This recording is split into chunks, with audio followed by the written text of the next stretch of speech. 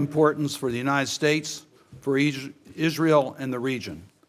The attacks by Hamas just over 10 days ago in Israel marked the deadliest day for Jews since the Holocaust. Abducting elderly in wheelchairs, burning people alive, killing babies in front of parents. It was not only horrific and barbaric, but methodically planned and carried out. Hamas has started a war. Given the dangerous state of emergency that Israel faces, the United States needs a confirmed U.S. ambassador in Jerusalem.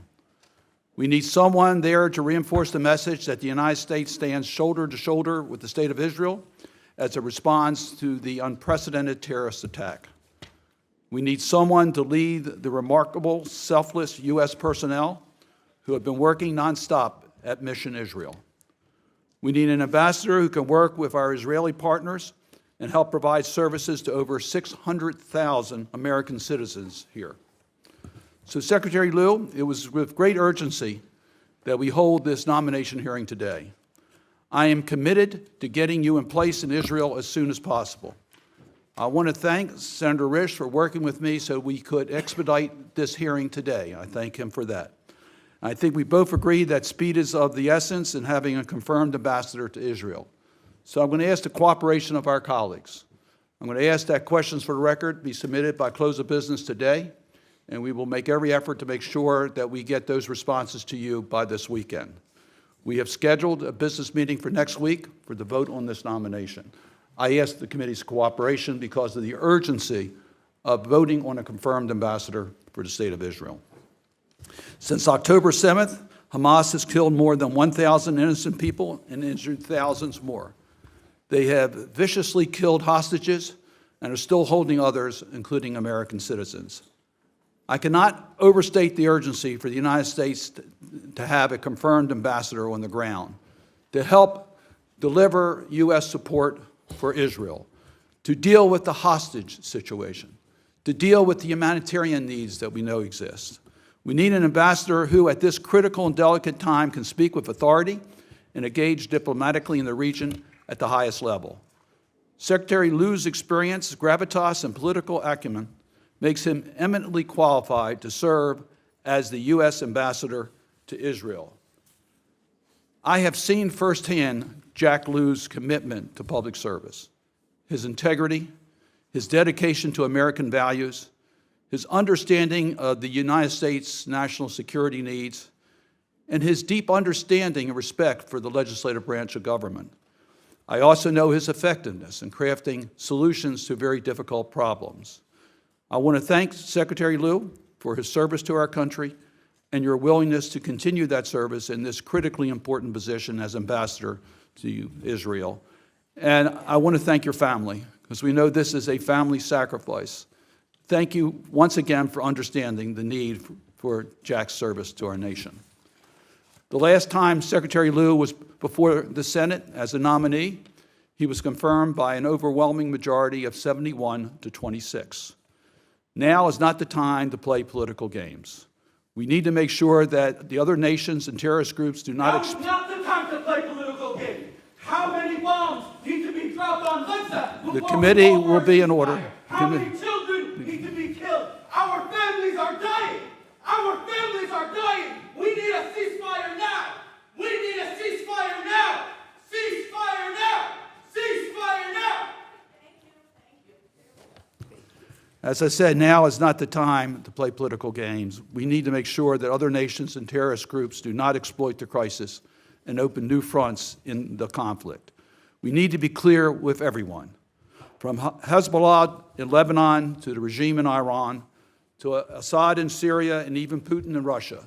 Don't even think about joining or expanding the war. To that end, we also need to confirm ambassadors to other critical posts in the region. Doing so would allow Ambassador Lew to work with Senate-confirmed counterparts in Amman, Beirut, and Cairo to make sure Americans throughout the region are safe and our interests are represented to the fullest extent.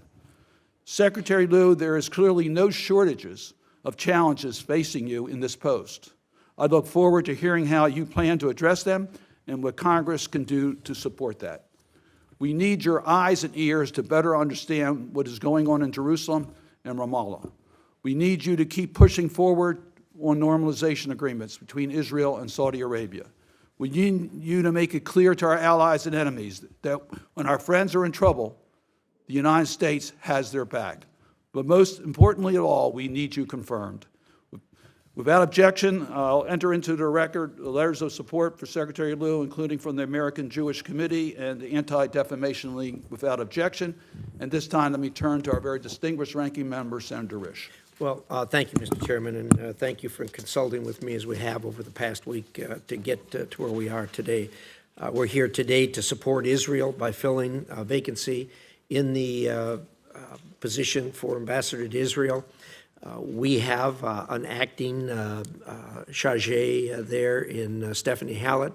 She's doing a great job. When I visited with the Prime Minister early this year, she was very helpful to me, meeting with that meeting and the other officials I met with. So we do have things being done there on the ground. I agree with you. We need this thing filled. The problem I have is it needs to be filled with the right person. The only thing worse than having it empty would be having the wrong person there. And I have some issues in that regard, which we're going to talk about and hopefully clear the air today one way or another.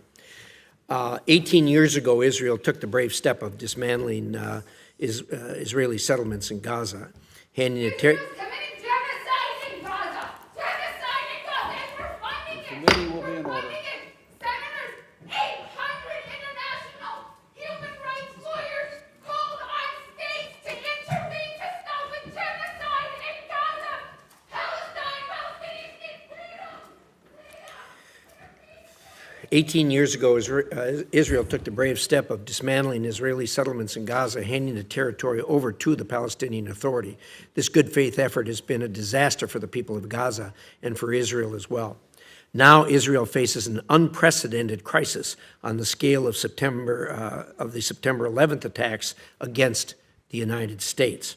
Masked gunmen killed entire families in their homes, massacred babies, beheaded some, and the elderly, and dragged hostages across the border to Gaza. These attacks were brutal and horrific. We mourn the loss of over 1,400 Israelis and 31 Americans and people from numerous other countries. As Israel rightly responds to safeguard its citizens, it is absolutely imperative that Israel has the freedom to act until they get the job done. This happened to us and to Europe in World War II. The Nazis had taken over Germany and were marching across Europe. We made the decision, our allies made the decision, that the organization, the Nazis, could not exist any further.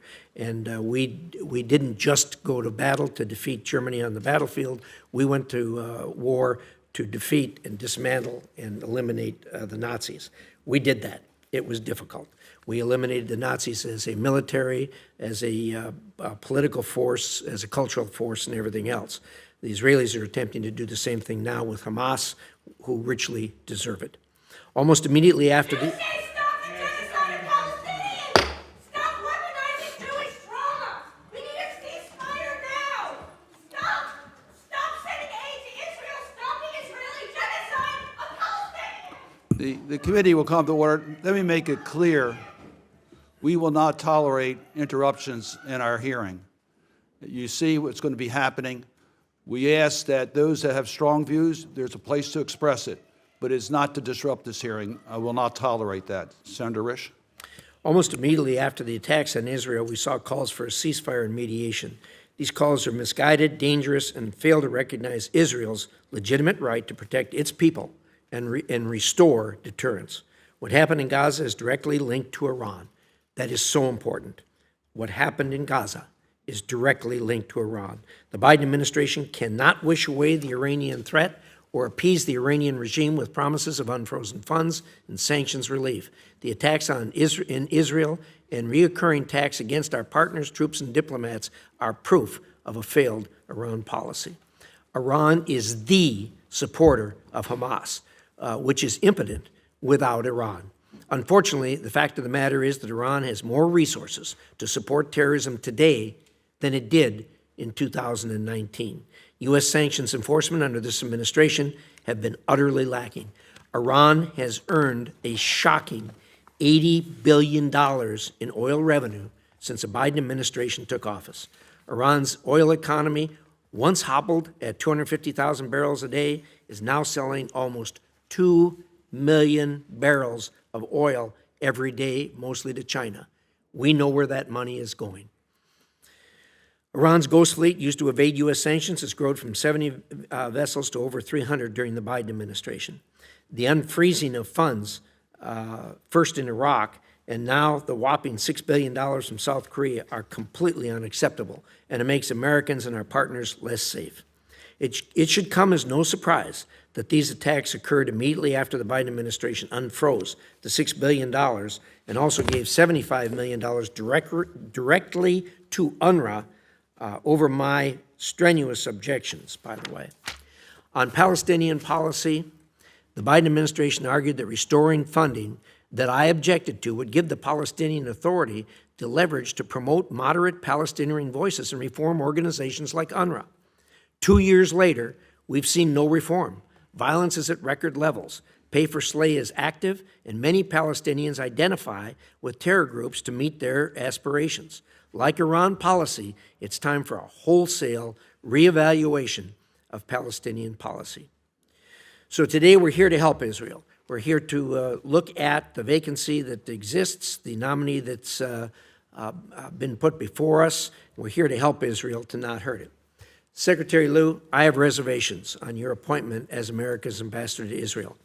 Not only will you need to support Israel as it responds to these attacks, but also as it contends with the enduring and indeed existential Iranian threat, which I think is an underlying and foundational issue here.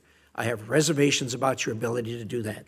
You played a key role in supporting the Obama administration's nuclear negotiations, and I've had long-standing concerns over a lack of transparency before Congress on the transfers of cash to the regime. You have publicly insisted that transfers of cash do not free up Iranian resources for terror activities. I fundamentally agree with that assessment. Really importantly, it's alleged that you lied, or at least misled us, this very committee. On that, I have 3 items I want to insert in the record, and I will, Mr. Chairman. 2 of them are opinion pieces from the Washington Post, and the third one is a report by the Permanent Subcommittee on Investigations, which has been authored, and I'd like to introduce. Without objection, it'll be included in the record. So I'm going to have some questions for you about your activities in what I think was a backhanded way of supporting Iran. And with that, I'm going to yield back. I'm here to support Israel today, help every way I can. But I said it's important we get the right person in this position. Thank you, Mr. Chairman. Thank you, Senator Risch. We'll now hear from Secretary Lew. Your full statement will be made part of the record, and you may proceed as you wish. Thank you very much, Mr. Chairman. Chairman Cardin, Ranking Member Risch, members of the committee. I'm honored to appear as the President's nominee to serve as U.S. Ambassador to the State of Israel, and grateful to President Biden and Secretary Blinken for the trust and confidence that they've shown in me at this critical moment. If confirmed, I look forward to working closely with you and other members of Congress to advance U.S. and Israeli interests. Joining me today are my wife, Ruth, and our children. They supported this mission when the immediate focus was to expand the Abraham Accords by further integrating Israel into the Middle East region. And they remain supportive as Israel in the midst of a war, with the dream of working towards more peaceful days. As always, knowing that they are behind me is at the core of my ability to serve. I cannot remember a time when Israel's struggle for security was not at the forefront of my mind. I came of age in a family that combined belief in religious Zionism and labor Zionism. When I was 12, the age of my oldest grandchild now, we followed daily reports of the Six-Day War as closely as you could with 4 daily newspapers and broadcast news. In 1973, the year I came to Washington as a young man, I learned of the Yom Kippur War at synagogue on our most solemn day of prayer, and I worried deeply about the survival of the State of Israel. The horrific and murderous terrorist attacks just days ago shattered another holy day, and learning again of an attack on Israel at a prayer service was an experience that I had hoped never to repeat.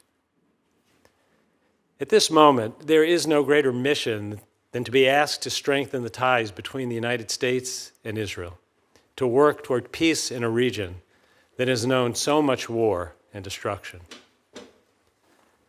The savage attack demands the condemnation of the world, and President Biden has made clear that the United States stands with Israel in its efforts to defend itself. I will do my utmost to end the horrific attacks by Hamas and ensure that Israel has what it needs to defend itself. And I will spare no effort in working to help American citizens now captive to return home safely. And I will work to root out payments to terrorists and their families as rewards for their heinous crimes. If confirmed, I will work to prevent other state or non-state actors from expanding this conflict to new fronts. And I will coordinate with the international community to address the humanitarian crisis facing innocent civilians in Gaza who are being used as human shields by Hamas. And Mr. Chairman, members of the committee, I want to be clear. Iran is a threat to regional stability and to Israel's existence. If confirmed, I will uphold President Biden's commitment to deny Iran a nuclear weapon, and warning to the region that anyone who's thinking of taking advantage of the current crisis, don't. I will work to strengthen Israel's security. Israel is our closest partner in the region, and its security is paramount. The President has been clear, the U.S. commitment to Israel is ironclad, demonstrated in part by our $38 billion Memorandum of Understanding. In the midst of war, our long-term strategic objectives must also remain clear. If confirmed, I will work to advance comprehensive and lasting peace through a negotiated two-state solution to the Israeli-Palestinian conflict, and more broadly, to build upon the Abraham Accords and promote more integration, normalization, and cooperation across the region with Israel as a fully recognized partner. I look forward to deepening economic and commercial relationships, enhancing cooperation and economic security in sectors such as cybersecurity, artificial intelligence, transportation, smart agricultural technologies, and clean energy. And as Israel's economy grows and diversifies, the U.S. and Israel must enhance our close cooperation on foreign investment risk management. If confirmed, I will continue to oppose all efforts to isolate and delegitimize Israel internationally and support the global fight against anti-Semitism. I will advance the tireless work of this administration to firmly reject the boycott, divestment, and sanctions movement while respecting the rights of all Americans to free speech.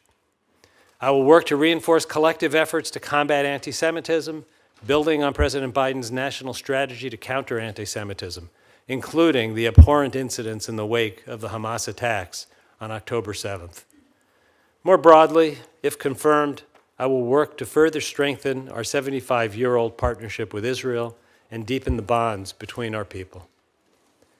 Finally, as someone who has dedicated much of my life to public service, I want to thank the talented and committed foreign service officers, civil servants, and foreign nationals who are doing an extraordinary job at a time of violence and war, representing the United States in Washington and abroad.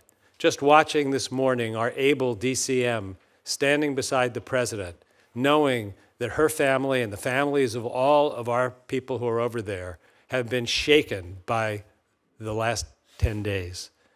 I have personal, as a citizen, I have personal appreciation for their dedication, courage, and I think that their service deserves the admiration and respect of all of us and all of the American people.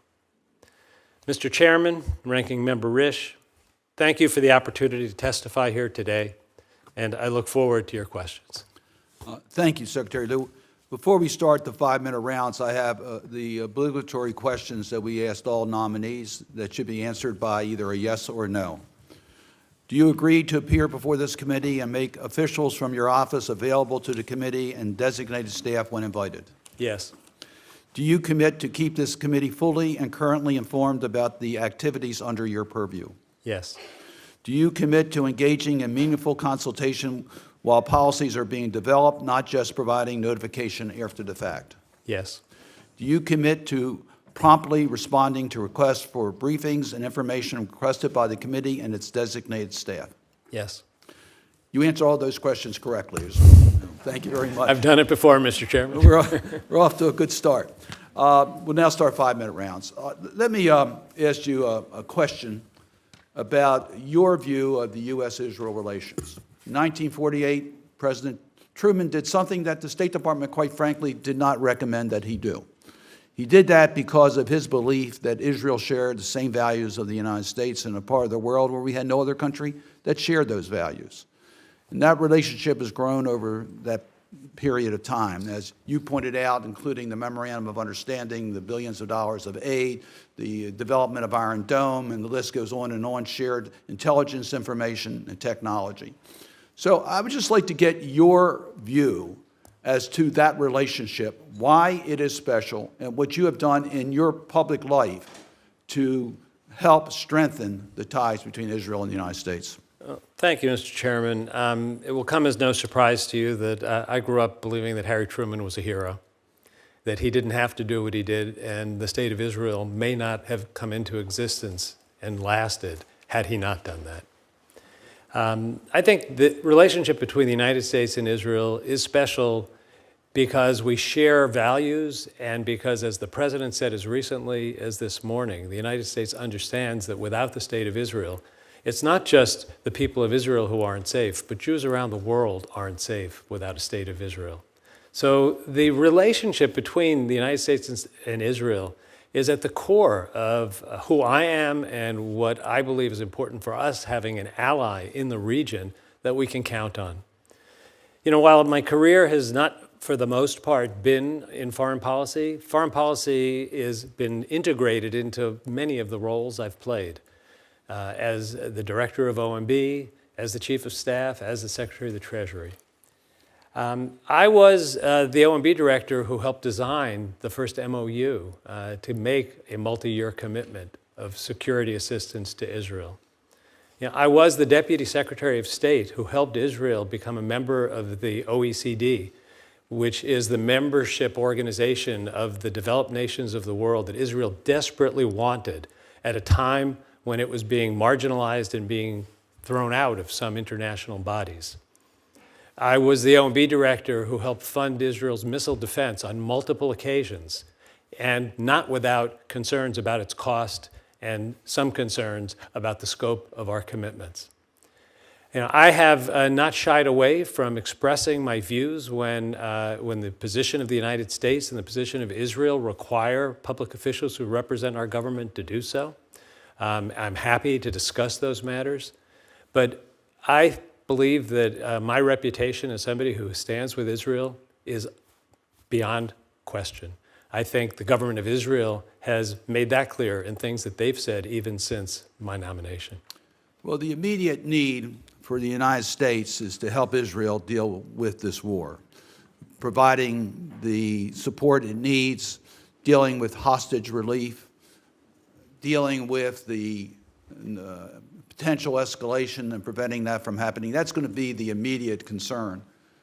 But looking beyond that, and you mentioned the Abraham Accords and normalization, one of Hamas's objectives was to derail the normalization discussions that are taking place in the Middle East, with the most visible being between the United States, Israel, and Saudi Arabia. So tell me a little bit about your view as to how you keep these normalization discussions alive during a time of war. Mr. Chairman, it is going to be a challenge until this war ends for people there or here to focus on the day after. But I deeply believe that those of us who have responsibility in this area, as I will if I'm confirmed, have to keep our eye on the strategic objectives. Because you look at the question of negotiations between Israel and Saudi Arabia, If it was in the national interest of Israel and Saudi Arabia 2 weeks ago, it's in the interest of Israel and Saudi Arabia when this war ends. And we're a critical part of that conversation. I have had extensive dealings with many of the governments in the region. I would pledge my utmost support to making that conversation one that can get back on track. As I said in my opening remarks, it was the mission I thought I was going over to start with. I dearly pray that we get back to that mission soon. Thank you. Senator Risch. Thank you, Mr. Chairman. And first of all, let me say that I agree with virtually everything that you've said, particularly as the underlying issue here, which I think is the warming relations that were happening between Saudi Arabia and Israel. I think those were probably the precipitating factor that caused Iran to pull the trigger. And Iran did pull the trigger, in my judgment, got the people who are Arabs to rise up against Israel, knowing exactly what the consequences would be, and then attempting to, and successfully in many instances, turn the world against Israel for responding as they did. I think you've got that called just right. I think that that's what's happened. Like you, I pray that when this is over, that we can continue on, and a number of us are meeting with Saudi officials to urge that. My problem, of course, it goes back to your performance previously, and to quote from the Washington Post opinion piece, it says, Lew must explain why in 2015 he promised the same committee that he would not allow Iran access to U.S. financial system under the recently announced nuclear deal with Iran, yet secretly tried to do just that by working to turn $5.7 billion in Iranian assets into easily convertible currency via U.S. banks. So I'm going to pursue that line at this point. I want to ask you, first of all, if you recall sitting in that very chair in July of 2015 and stating, quote, will continue under the JCPOA, Iran will continue to be denied access to U.S. financial and commercial markets. Do you recall stating? Mr. Chairman, I remember that testimony well, and I believe that we kept Iran from becoming part of the U.S. financial system, and I'm happy to discuss the implementation of the JCPOA. I know you and I may not agree on the policy of That's an understatement. the JCPOA, but what we did was we implemented a policy that was transparent, that I testified before this committee on in terms of what was being done. We negotiated with Iran to have them roll back their nuclear program, in exchange for which they would get access to money that was their money that we had frozen. All we did was facilitate that transaction. So we did not welcome them back into the U.S. financial system. Did you, on February 24, 2016, issue a specific license to Bank Muscat, authorizing Iranian assets worth roughly $5.7 billion to flow through the United States financial system? We did issue licenses. I do not That's a recall. yes. I do not recall whether those licenses were the vehicle through which funds moved. I don't believe they were. But the concern was we had made an agreement to return money transparently in this committee, and returning that money was the bargain for a nuclear deal. That's all we did. Are you telling us you notified us that on February 24, 2016, you had authorized that specific license to Bank Muscat? Mr. Chairman, that was a specific license, and there is not a practice of notifying specific licenses. General licenses are published. Specific licenses are not.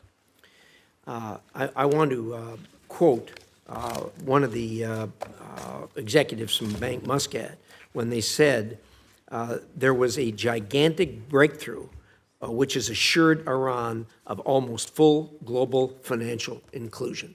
And that was in response to the license that you issued on February 24, 2016. Well, Mr. Chairman, I can't speak to what someone at the Bank of Muscat said. What I can tell you is the government of Iran believed that we did not give them what they expected, which was full access to the world financial system. They complained that my actions were what kept them from getting full access to the world financial system. I know that some of you are going to ask me questions about what my team said when they went around the world. My team went around the world telling banks all over the world, we did not lift the sanctions on terrorism. We did not lift the sanctions on human rights violations. We did not lift the sanctions on regional destabilization. Be careful. And Iran thought that kept them from getting what they thought they should get. We did the letter of the agreement, gave them what was agreed to in the JCPOA, nothing more. Well, my time's almost up. I have to tell you that this is something we knew nothing about at the time that you issued that license. And we believe that that was a direct contravention of what you told us here in this committee in July of 2015. And to be honest with you, I am deeply disappointed with that. As I said, to me, this whole thing's about Iran. And holding hands with Iran under the table doesn't work for me. And I'm deeply disappointed that you issued that license, deeply disappointed that you didn't tell us about it, deeply disappointed that you misled us in July when we had that meeting. And my time is up, Mr. Chairman. I yield underwhelmed and unpersuaded. Thank you. Senator Menendez. Mr. Secretary, congratulations on your nomination. It comes at an incredibly critical time in the U.S.-Israel relationship. I want to try to go through a few things in the 5 minutes I have. Do you agree with me that Iran is an existential threat to the state of Israel? Yes, I do, Senator. And do you agree with me that their nuclear program, where their enrichment is beyond any commercial grade purpose, if continued, is an existential threat to the state of Israel? I have believed that the enrichment of uranium in Iran is a threat to Israel and the world, and that was why I supported the JCPOA, because it's created a bigger wall of time. I think we're closer to that now because since the JCPOA has been ended in terms of our participation, they've enriched more. You're aware that there are many efforts to delegitimize the state of Israel, particularly at the United Nations. In 2016, the Obama administration, to my disappointment, which I expressed at the time, failed to veto a resolution that did, from my perspective, exactly that, an attempt to delegitimize the state of Israel at the United Nations. If you were to be confirmed under these present circumstances and assuming that it was such a resolution, would you recommend the President veto similar resolutions that signal out Israel, delegitimize its actions of self-defense, and play down the role of Hamas and other organizations that undermine the prospects for peace? Senator, I believe deeply that the UN needs to be fair and not condemn Israel and ignore the actions of terrorist organizations like Hamas. I do not believe it's right for the UN to adopt resolutions that single Israel out, and I have always believed that the UN needs to be more even-handed. I can't comment on a hypothetical resolution. I would only note that when that decision was made, it was made by President Obama after a very, very much worse resolution had been substantially modified. And that was the worse resolution doesn't make a bad resolution any better. I understand that, but there's always a dynamic in the United Nations. The point is that at the UN, Israel is constantly vilified. It is constantly made the central focus when other countries in the world who have significant human rights violations go untouched. And so you're not going to be at the UN, but you are going to be part of a national security team as the ambassador to Israel that is going to have input in an administration. And so I'm trying to understand where you'll come from at that point. Well, I can say that if I'm confirmed to be ambassador to Israel, I will have a single focus on how I approach these questions that is different from the focus that you have in other roles. I will be an advocate for doing the things the United States should do to protect Israel, including at the UN. Thank you. Let me ask you, what do you see your role, if confirmed, as it relates to the challenges of the Palestinian people? Hamas is a terrorist organization. They're barbaric. There's no question about that. And Israel must do what is necessary to wipe them off the face of the earth. Having said that, the Palestinian people in and of themselves are not Hamas. So what do you see your role as the U.S. ambassador as it relates to finding a better future for them? Senator, as I said in my opening remarks, I am keeping focused not just on today, but on where we go after the conflict, war ends. And I think we have to be back in a place where questions are being asked about how do you have a sustainable peace? How do you have security for Israeli and Palestinian citizens? My heart goes out to innocent civilians who were injured, whether it was the gruesome atrocities on that Saturday, or innocent civilians who are living in areas where Hamas is hiding and they get killed because of collateral damage. This has to end, but it has to end with Israel's security being guaranteed. And it's a very difficult moment to remember that we're going to get beyond this current state of affairs. And hopefully, coming out of this, there will be some more willingness and parties able to have conversations about building a better future. We need to worry about refugees. I've been heartened by some of the progress I've read about in the last 24 hours on humanitarian corridors, on getting food and water to people. I think Hamas is using Palestinian citizens to make their cause public, but they're hurting those people. Thank you for your responses. Senator Rubio. Thank you for being here today, for your willingness to serve, but I do need to touch on this. So you said in the testimonies now on the record, you've acknowledged it, that in your testimony, both written and verbal, in this committee in 2015 in July, you said that Iran would not have access to U.S. financial institutions. You've also said that there was a special license, which I think is well documented in the report that's now on the record, to allow Iran access to U.S. financial institutions. In particular, it was a specific license to a bank in Oman allowing access to U.S. dollars in New York to convert about $5.7 billion worth of Omani riyals into Iranian accounts and into euros. The report that is also on the record also found that OFAC, under your leadership at Treasury, instituted about 200 roadshows. Well, first of all, OFAC actually encouraged 2 U.S. banks to convert these funds. That's what the report found. The 2 banks decided not to do so, but nonetheless, the U.S. Treasury actively encouraged 2 banks to do this. Then Treasury, through OFAC, put on over 200 roadshows across the world, encouraging U.S. banks to do business with Iran, and also telling members of the international banking community not to downplaying basically potential future penalties or fines, stating that 95% of the time, OFAC sends a warning letter or takes no action. In fact, the report found that at least one European regulator who attended one of these roadshows commented that foreign financial institutions felt political pressure to conduct business with Iran and Iranian companies.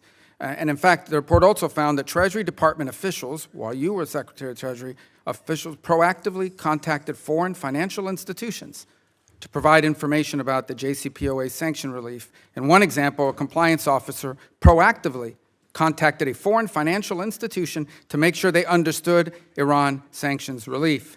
And this left the foreign financial institution confused since they had no business with Iran up until that point. So we send you a letter, Senator Kirk and I, on March 30th, 2016, asking you about all this. We ask you about specific licenses and U-turn transactions, and we also ask assurances that the United States will not work on behalf of Iran to enable Iranian access to U.S. dollars elsewhere in the international financial system, including assisting them to gain access to dollar payments outside the U.S. We asked you this in a letter on March 30th, 2016, which I asked that be entered into the record. Without objection. You responded on May 11th, 2016, in which you said, "We are not planning to reinstate U-turn, and we will continue to vigorously enforce the many sanctions that remain against Iran, including our primary sanctions that generally prohibit Iranian banks from clearing U.S. dollars through the U.S. financial system or holding correspondent account relations in the U.S." That was your response, and I asked that the May 11th, 2016 letter be in. Without objection, be included in the record. So we wrote you back in May, I guess 3 days later after this letter, a week after. So we are disappointed that you ignored the request in our March 30th letter, providing assurances that the United States will not work on behalf of Iran to enable Iranian access to U.S. dollars elsewhere in the international system, etc. And you responded on June 7th of that year. I asked that June 7th response be entered into the record. Without objection. And this is what it says. To be clear, The Department of Treasury is not working on behalf of Iran to enable Iranian access to U.S. dollars elsewhere in the international financial system, nor are we assisting Iran in gaining access to dollar payment systems outside the U.S. financial system. The administration has not been and is not planning to grant Iran access to the U.S. financial system. So basically, the way I would describe this is, your testimony is we were not providing them access to the U.S. financial system. You then issued a special license, which is not published, maybe no one was supposed to find out about it, to help them gain access to the U.S. financial system, then asked 2 banks to help convert the funds. They chose not to do so. You then put on 200 road shows around the world, encouraging banks around the world to be a part of this and telling them, this is to your OFAC director, don't worry about sanctions, don't worry about penalties. 95% of the time, it's just a warning letter or no action at all. And actually proactively reached out, according to the report, unless you dispute the report, proactively reached out to a bank which said, we don't do any business with Iran. I don't know why they're contacting us. And then when we write you about it, not once, but twice, you deny or mislead that any of this was happening. So these are the facts as I've outlined. Do you dispute any of these facts as they're outlined? And I understand your point that general licenses, specific licenses. The bottom line is, this license was issued. It did exactly what you said we're not supposed to do. Then you guys did the road show. You even had people in the State Department saying, and the report found this too. This is not a partisan report. Okay, this report was put together by the Oversight Committee. It found these facts, including emails from people at State Department saying, we are concerned that this exceeds our power under the deal. So how are we supposed to see all of that and then somehow confirm you to this very important post when you've deliberately, in my view, misled me, misled Senator Kirk, misled the Congress on what was happening behind the scenes with regards to all of this? Mr. Chairman, may I have a moment just to respond? You may. Senator, I don't think the facts are exactly the way you describe them. And I think it's important to distinguish between the technical details to facilitate implementation of JCPOA and more broadly welcoming Iran into the U.S. financial community. We didn't, and I took no actions that would do that. I don't think your description of what U.S. and OFAC officials were doing is the same as my memory of what I had people out there doing. I had banks and governments coming to me saying, we want you to do exactly what you described. We didn't do that. What we did was we said exactly what I said in response to the ranking member. We told them what sanctions were lifted, what sanctions remained in place, and we told them to be careful. And Iran got from that the message that we were telling people not to do business with them. That's why they sanctioned me. That's why I've been sanctioned for human rights violations in Iran, and I'm proud of it. We gave them nothing more than we promised in the JCPOA. We can agree or disagree whether that was good policy. But there are other members of this committee who've been sanctioned by Iran. I'm proud to be among them. Well, just for the, I know one more time, but it's for the record. That's not my allegations of the facts. That is, I'm reading out of the report by the Senate Subcommittee on Investigations, and I do think this needs to be answered. Senator Kaine. Thank you, Mr. Chair. Secretary Lew, congratulations on this nomination. It's very important. I want to read some quotes that I found interesting, reactions from Israeli officials and others to the news of your nomination. The current Foreign Minister Cohen in early September tweeted out, "Welcome Ambassador-designee Jacob Lew, as you have been nominated U.S. Ambassador to Israel, a country you know so well.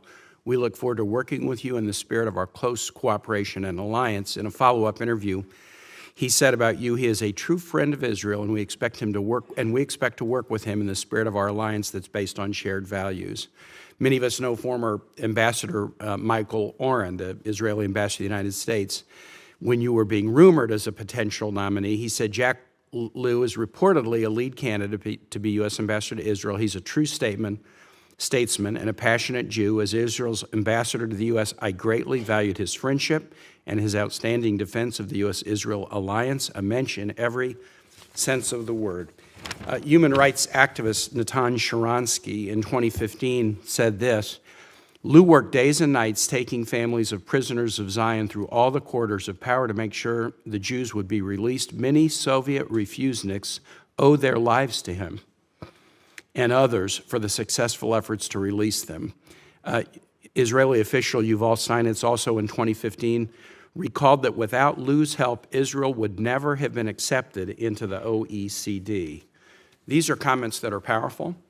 There is a need for speed in acting on this nomination. I encourage my colleagues to do all we can to get it to the floor quickly so that we can have a confirmed ambassador to Israel at this most important moment. The news this morning is also that the Biden administration is sending to us a supplemental package that has aid for Ukraine, aid for Israel, border aid, and also disaster assistance for states hit by weather emergencies. I would hope that the Senate could show in a bipartisan manner that we would support this. I think that would send a powerful message to Israel as well.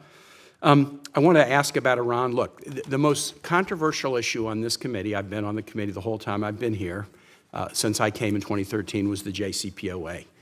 There are people in this body, Mr. Lew, who they're not going to let you out of the penalty box over that. There are some who were opposed who can separate their feeling about the JCPOA from whether you would be a good ambassador. But there are some you're not going to get out of the penalty box with them. But I do notice something that you just mentioned. I think 4 of the members of this committee have been sanctioned by Iran. Not all of us have been, but you've been sanctioned by Iran. Tell the committee why Iran sanctioned you. Well, Senator, at the end of the JCPOA negotiation, I think it was Iran's hope that they would get exactly what has been described here, that they would be welcomed into the world of nations, and they were profoundly disappointed when that didn't happen. And they did not think that I kept the bargain. One thing I will say is a deal is a deal. We made a deal with Iran. If you want sanctions to work to get sovereign powers to change their policy, which Iran did in rolling back its nuclear program, you have to keep your side of the bargain. I didn't think we had to do any more than that.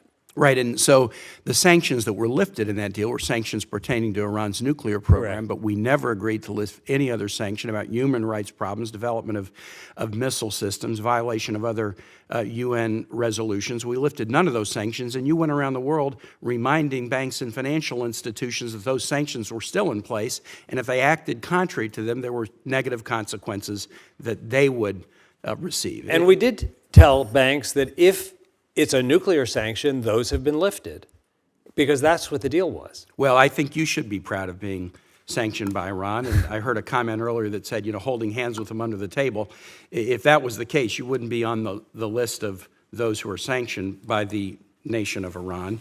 I was very pleased to see that Ambassador Satterfield will serve as the special envoy to lead U.S. diplomacy to address the humanitarian crisis in Gaza. I associate myself with comments made by Senator Menendez. Hamas started this horrible war against civilians, but all Palestinians are not Hamas, all Gazans are not Hamas, and a broader humanitarian challenge in Gaza will serve not Israel's interest, be detrimental to Palestinians, will not serve the regional interest.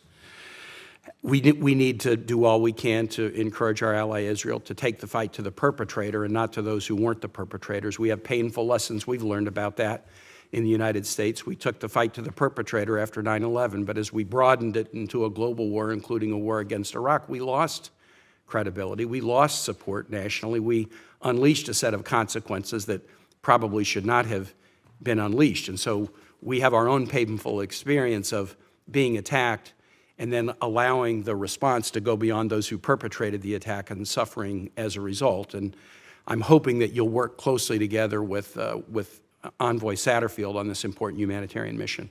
Well, Senator, I have to say that I don't think I could have found the words to say as eloquently what the President has said on multiple occasions over the last week. Israel not just has a right, but a responsibility to defend itself. And what makes our relationship with Israel so special is that we share a common belief in democracy and in the rule of law, and that includes the law of war.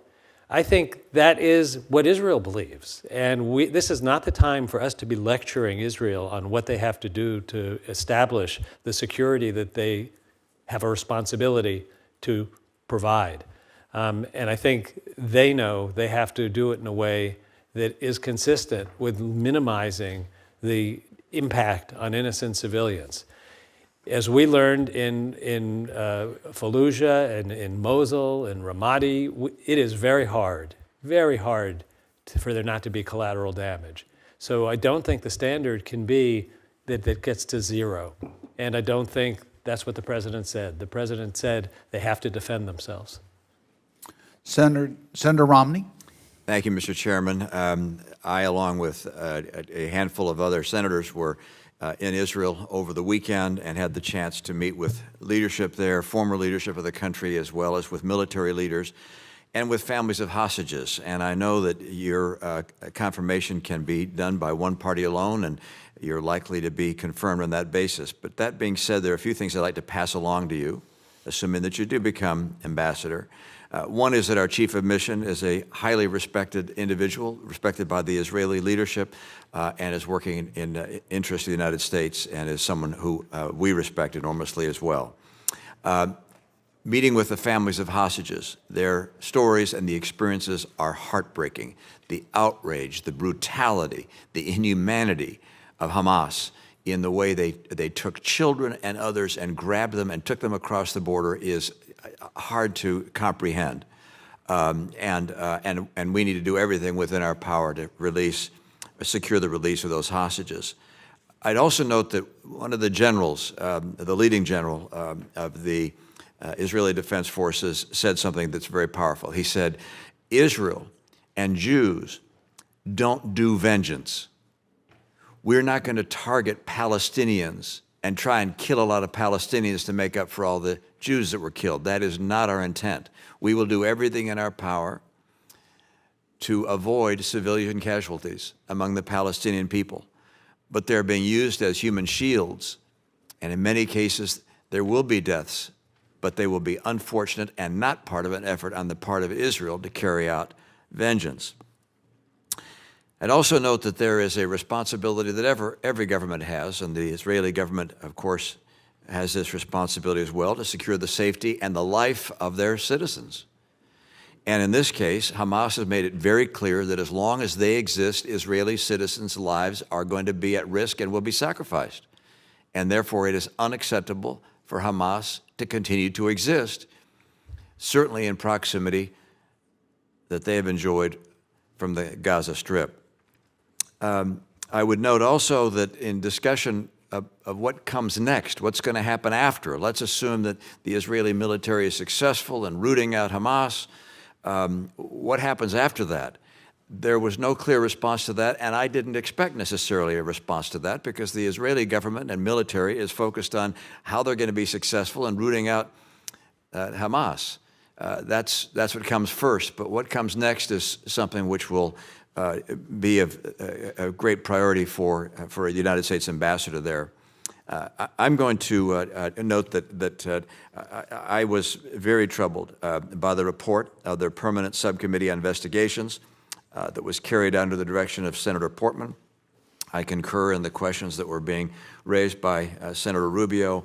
That is very troubling to me. I wonder how the White House could have brought forward a nomination given that report, and given the clear indication that Republican members at least, and hopefully some Democrat members as well, would be troubled by and moved by the results of that report from the Subcommittee on Investigations. Finally, a question, and that relates to a tangential issue, and that is there is most recently a response, or an effort has been promoted by the administration to provide $6 billion of Iranian funds to Iran to release them as part of the prisoner exchange. That's obviously been put on hold. But I guess I question, and you have experience in this regard, the idea that dollars are going to be used for humanitarian purposes only. I heard the administration say, we're going to get you your $6 billion back, but it has to only be used for humanitarian purposes.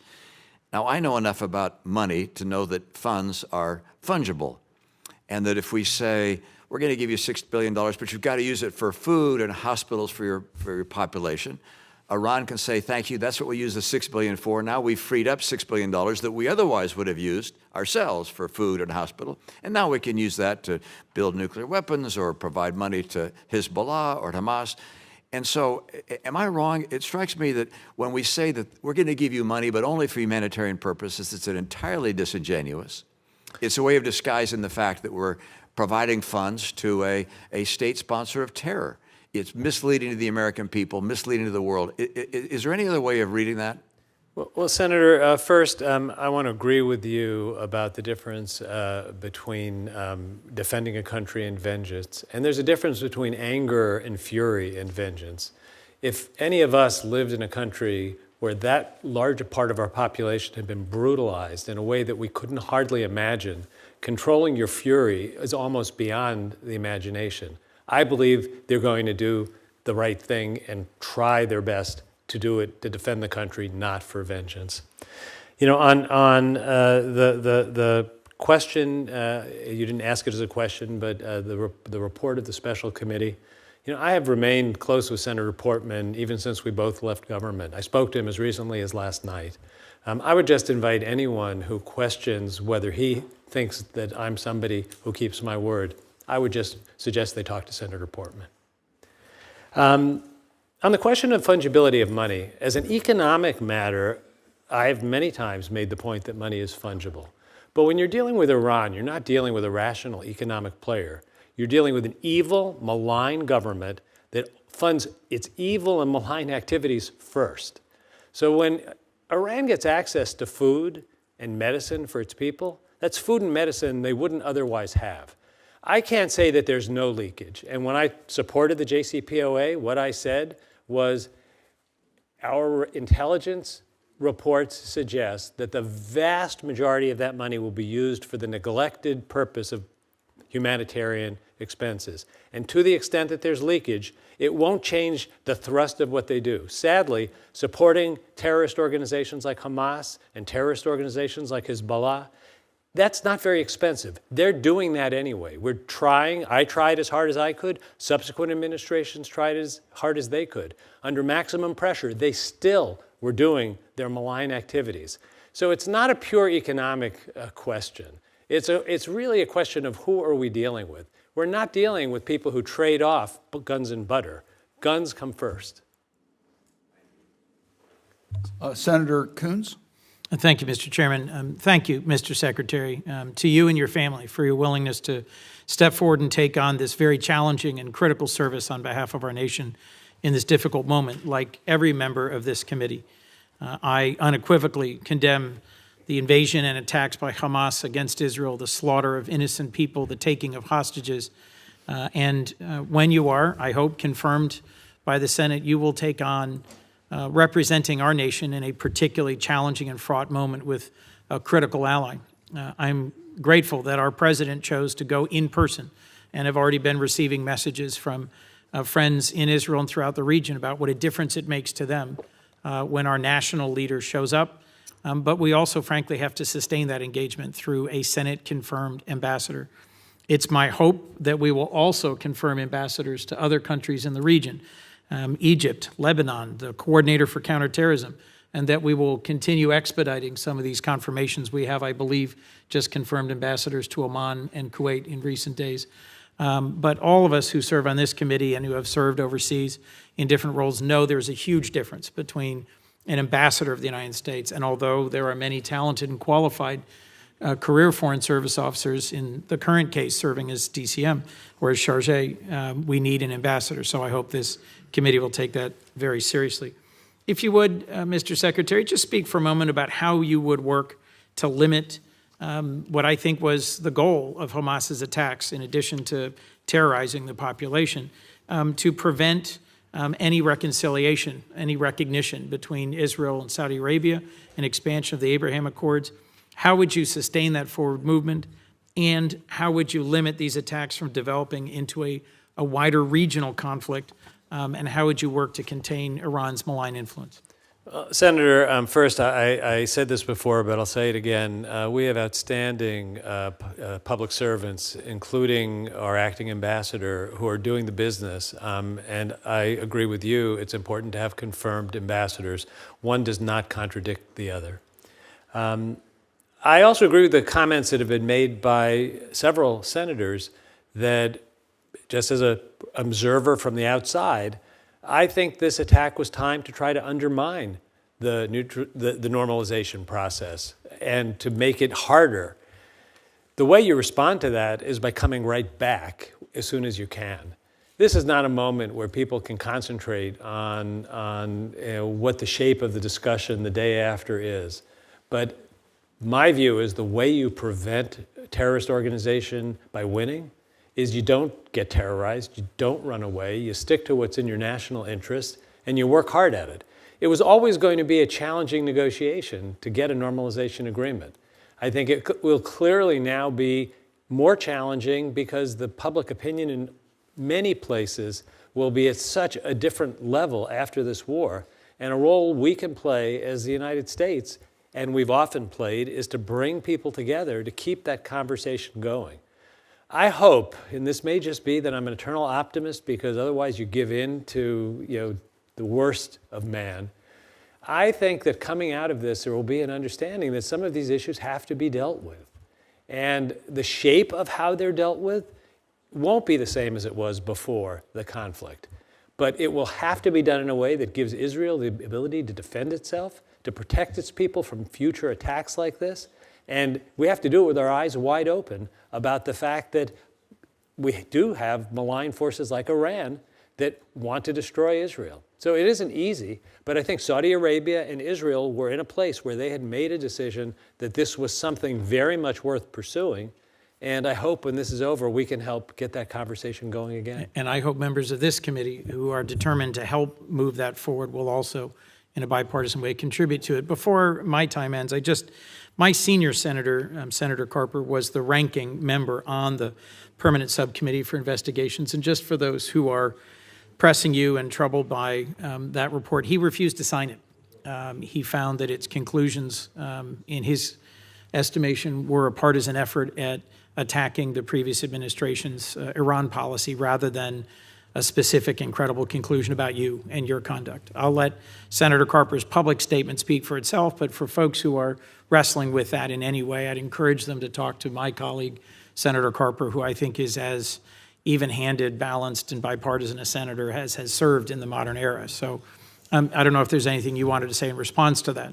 I appreciate your bringing that to the attention of the committee. It's a point that Senator Carper has made to me as well. Well, thank you for your willingness to take on this important service, and it's my hope that we will proceed quickly with your confirmation. Thank you, Mr. Secretary. Thank you, Mr. Chairman. Thank you. Senator Ricketts? Thank you very much, Mr. Chairman. Thank you, Mr. Lew, for being here. The attacks and atrocities that Hamas committed were one of the darkest days in Israel's history. We saw reports of babies and toddlers beheaded. Women were raped and paraded bloody through the streets. We've seen kidnappings, including of children. And this isn't something that is confined just to Israelis. We know there's not only 1,400 Israelis have been killed, but 31 Americans have been killed. And we are also concerned about the hostages that include not just Israelis, but potentially Americans as well. And Hamas continues to block the evacuation routes within Gaza so they can use Palestinians, children and civilians in Gaza as human shields. They force innocents into harm's way for their twisted propaganda. Hamas represents the worst of humanity. I believe the U.S. must stand shoulder to shoulder with the state of Israel. We need to stand with them in their time as they have declared war on Hamas to fight this war. It is in that context that when I hear for calls of ceasefire or de-escalation, that's just foolishness. This is a war that Israel needs to prosecute, and we need to give Israel the weapons they need to be able to do it. We need to give them interceptors for the Iron Dome, additional batteries to protect innocent Israelis from these rocket attacks. Now, obviously, there was an intelligence failure to detect this attack, and time will come to be able to dig into what happened there and address it. But even worse, the Biden administration's failed policy on Iran has enabled Hamas to make these attacks in the first place. Iran is the largest state sponsor of terrorism. They support Hamas. Hamas would not be able to do this without Iran's support.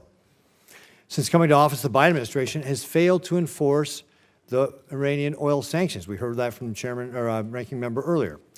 And that's provided the regime billions of dollars, tens of billions of dollars of funding that have subsequently could be used for funding terrorists especially their proxy Hamas, to attack Israel. And according to a Wall Street Journal report, that while the IRGC was coordinating an attack with Hamas to kill Israelis, the Biden administration was negotiating a secret deal to be able to free up $6 billion of money for Iran.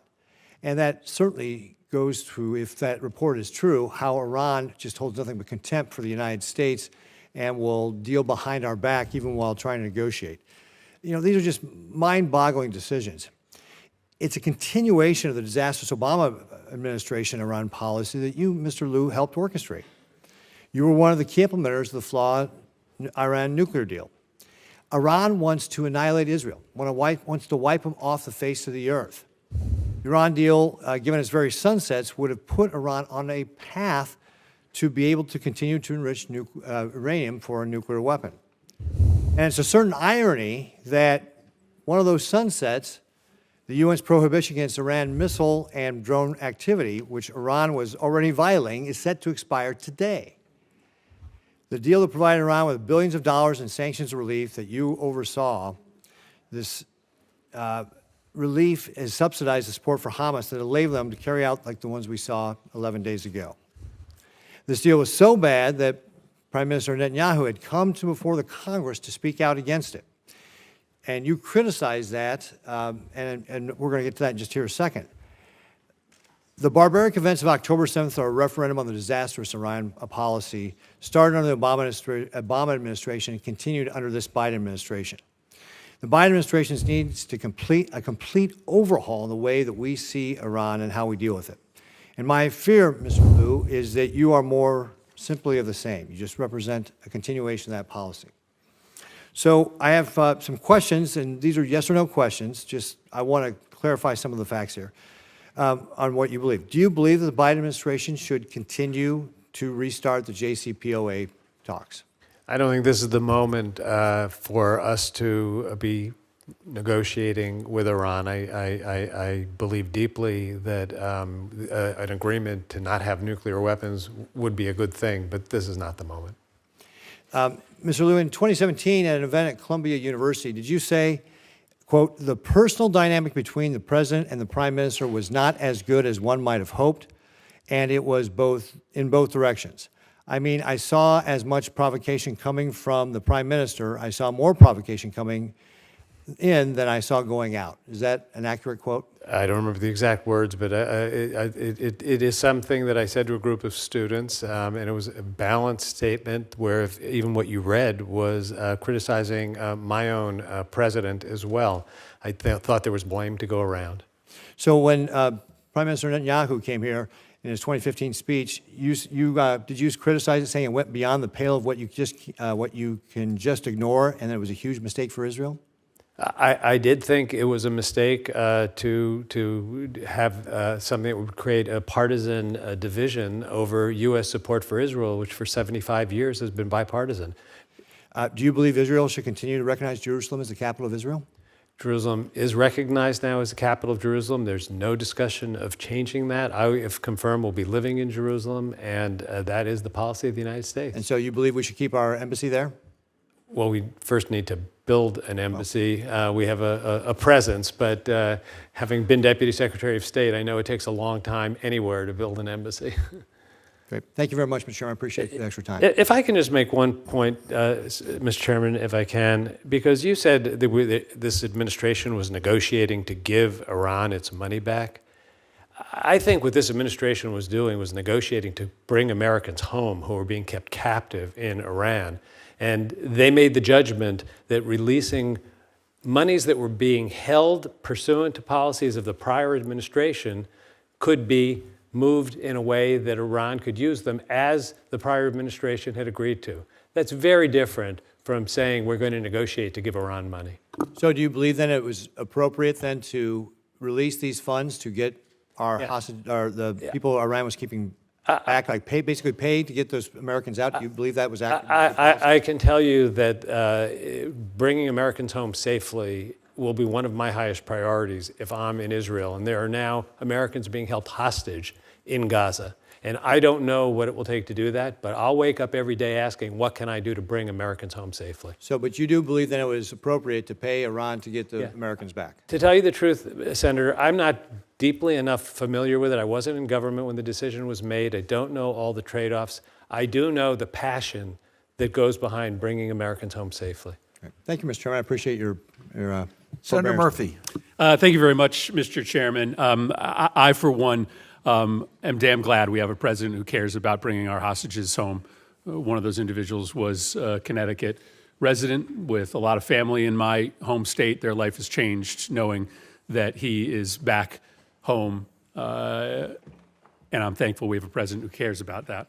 I'm proud of this committee for showing a real apolitical demonstration of support for Israel and a equally non-political condemnation of Hamas's unspeakable acts of brutality. I want to thank the chairman and the ranking member for leading us through the last week and a half, and I want to thank you, Secretary Lew, for your continued deep commitment to your country and your commitment to serve. I want to come back to this question of sanctions policy during the period of time that we were administering the JCPOA, and just make sure that I have it right. It sounds like Iranian access to the U.S. financial system was never on the table as part of any deal. And even if it were, frankly, it was unlikely that any financial institution would have engaged in these transactions due to the very obvious compliance risk. Iran was pretty upset about that, and I'll just enter into the record, if I could, 3 articles from this period of time entitled "Iran, U.S. at Odds Over Nuclear Sanctions Relief," Rouhani claims the U.S. is violating its commitments under the nuclear deal, Iran warns enduring sanctions threaten the nuclear deal. Without objection, be part of the record. So my understanding is that U.S. banks never facilitated transactions over compliance fears, and that the Iranians found this deeply frustrating and, in fact, threatened to pull out of their side of the agreement because they felt that we were being too tough in administering and holding to non-nuclear sanctions. Is that an accurate description? It's certainly my recollection. Second, I want to talk to you about what's happening in the West Bank today. More than 58 Palestinians have been killed in the West Bank and East Jerusalem since October 7th. There's been nightly clashes between security services and protesters. Settlers have attacked and destroyed Palestinian homes. Obviously, our greatest priority is holding Hamas accountable, but a close second is making sure that this crisis doesn't spread. How do you assess the Palestinian Authority's ability to maintain security in the West Bank? What's the path forward for the Palestinian Authority in the West Bank in light of its pretty diminished and shattered credibility? And is it a continued policy priority for the United States to do the things necessary to support the administration of justice inside the West Bank? Senator, I have believed for a long time that if there's going to be any hope of a two-state solution, one of the foundations of any stable entity is the ability to have a legal system and a security system in place. I was proud of the work we did over many years to build the training and the level of responsibility of Palestinian security forces. And my understanding is that that is resumed and that there's bipartisan support for that activity. It's really hard. It's really hard to build a stable force, and it requires sustained engagement. And if I'm confirmed as ambassador, building those institutions is something that I will pay a great deal of attention to, because I don't think you can have security and stability without a security force. Well, and I think it will be part of the work of this committee and this Congress in the coming days as we try to put in place the prophylactic measures to stop the spread of this conflict, to make sure that we're supporting the administration of the rule of law in Gaza, in the West Bank.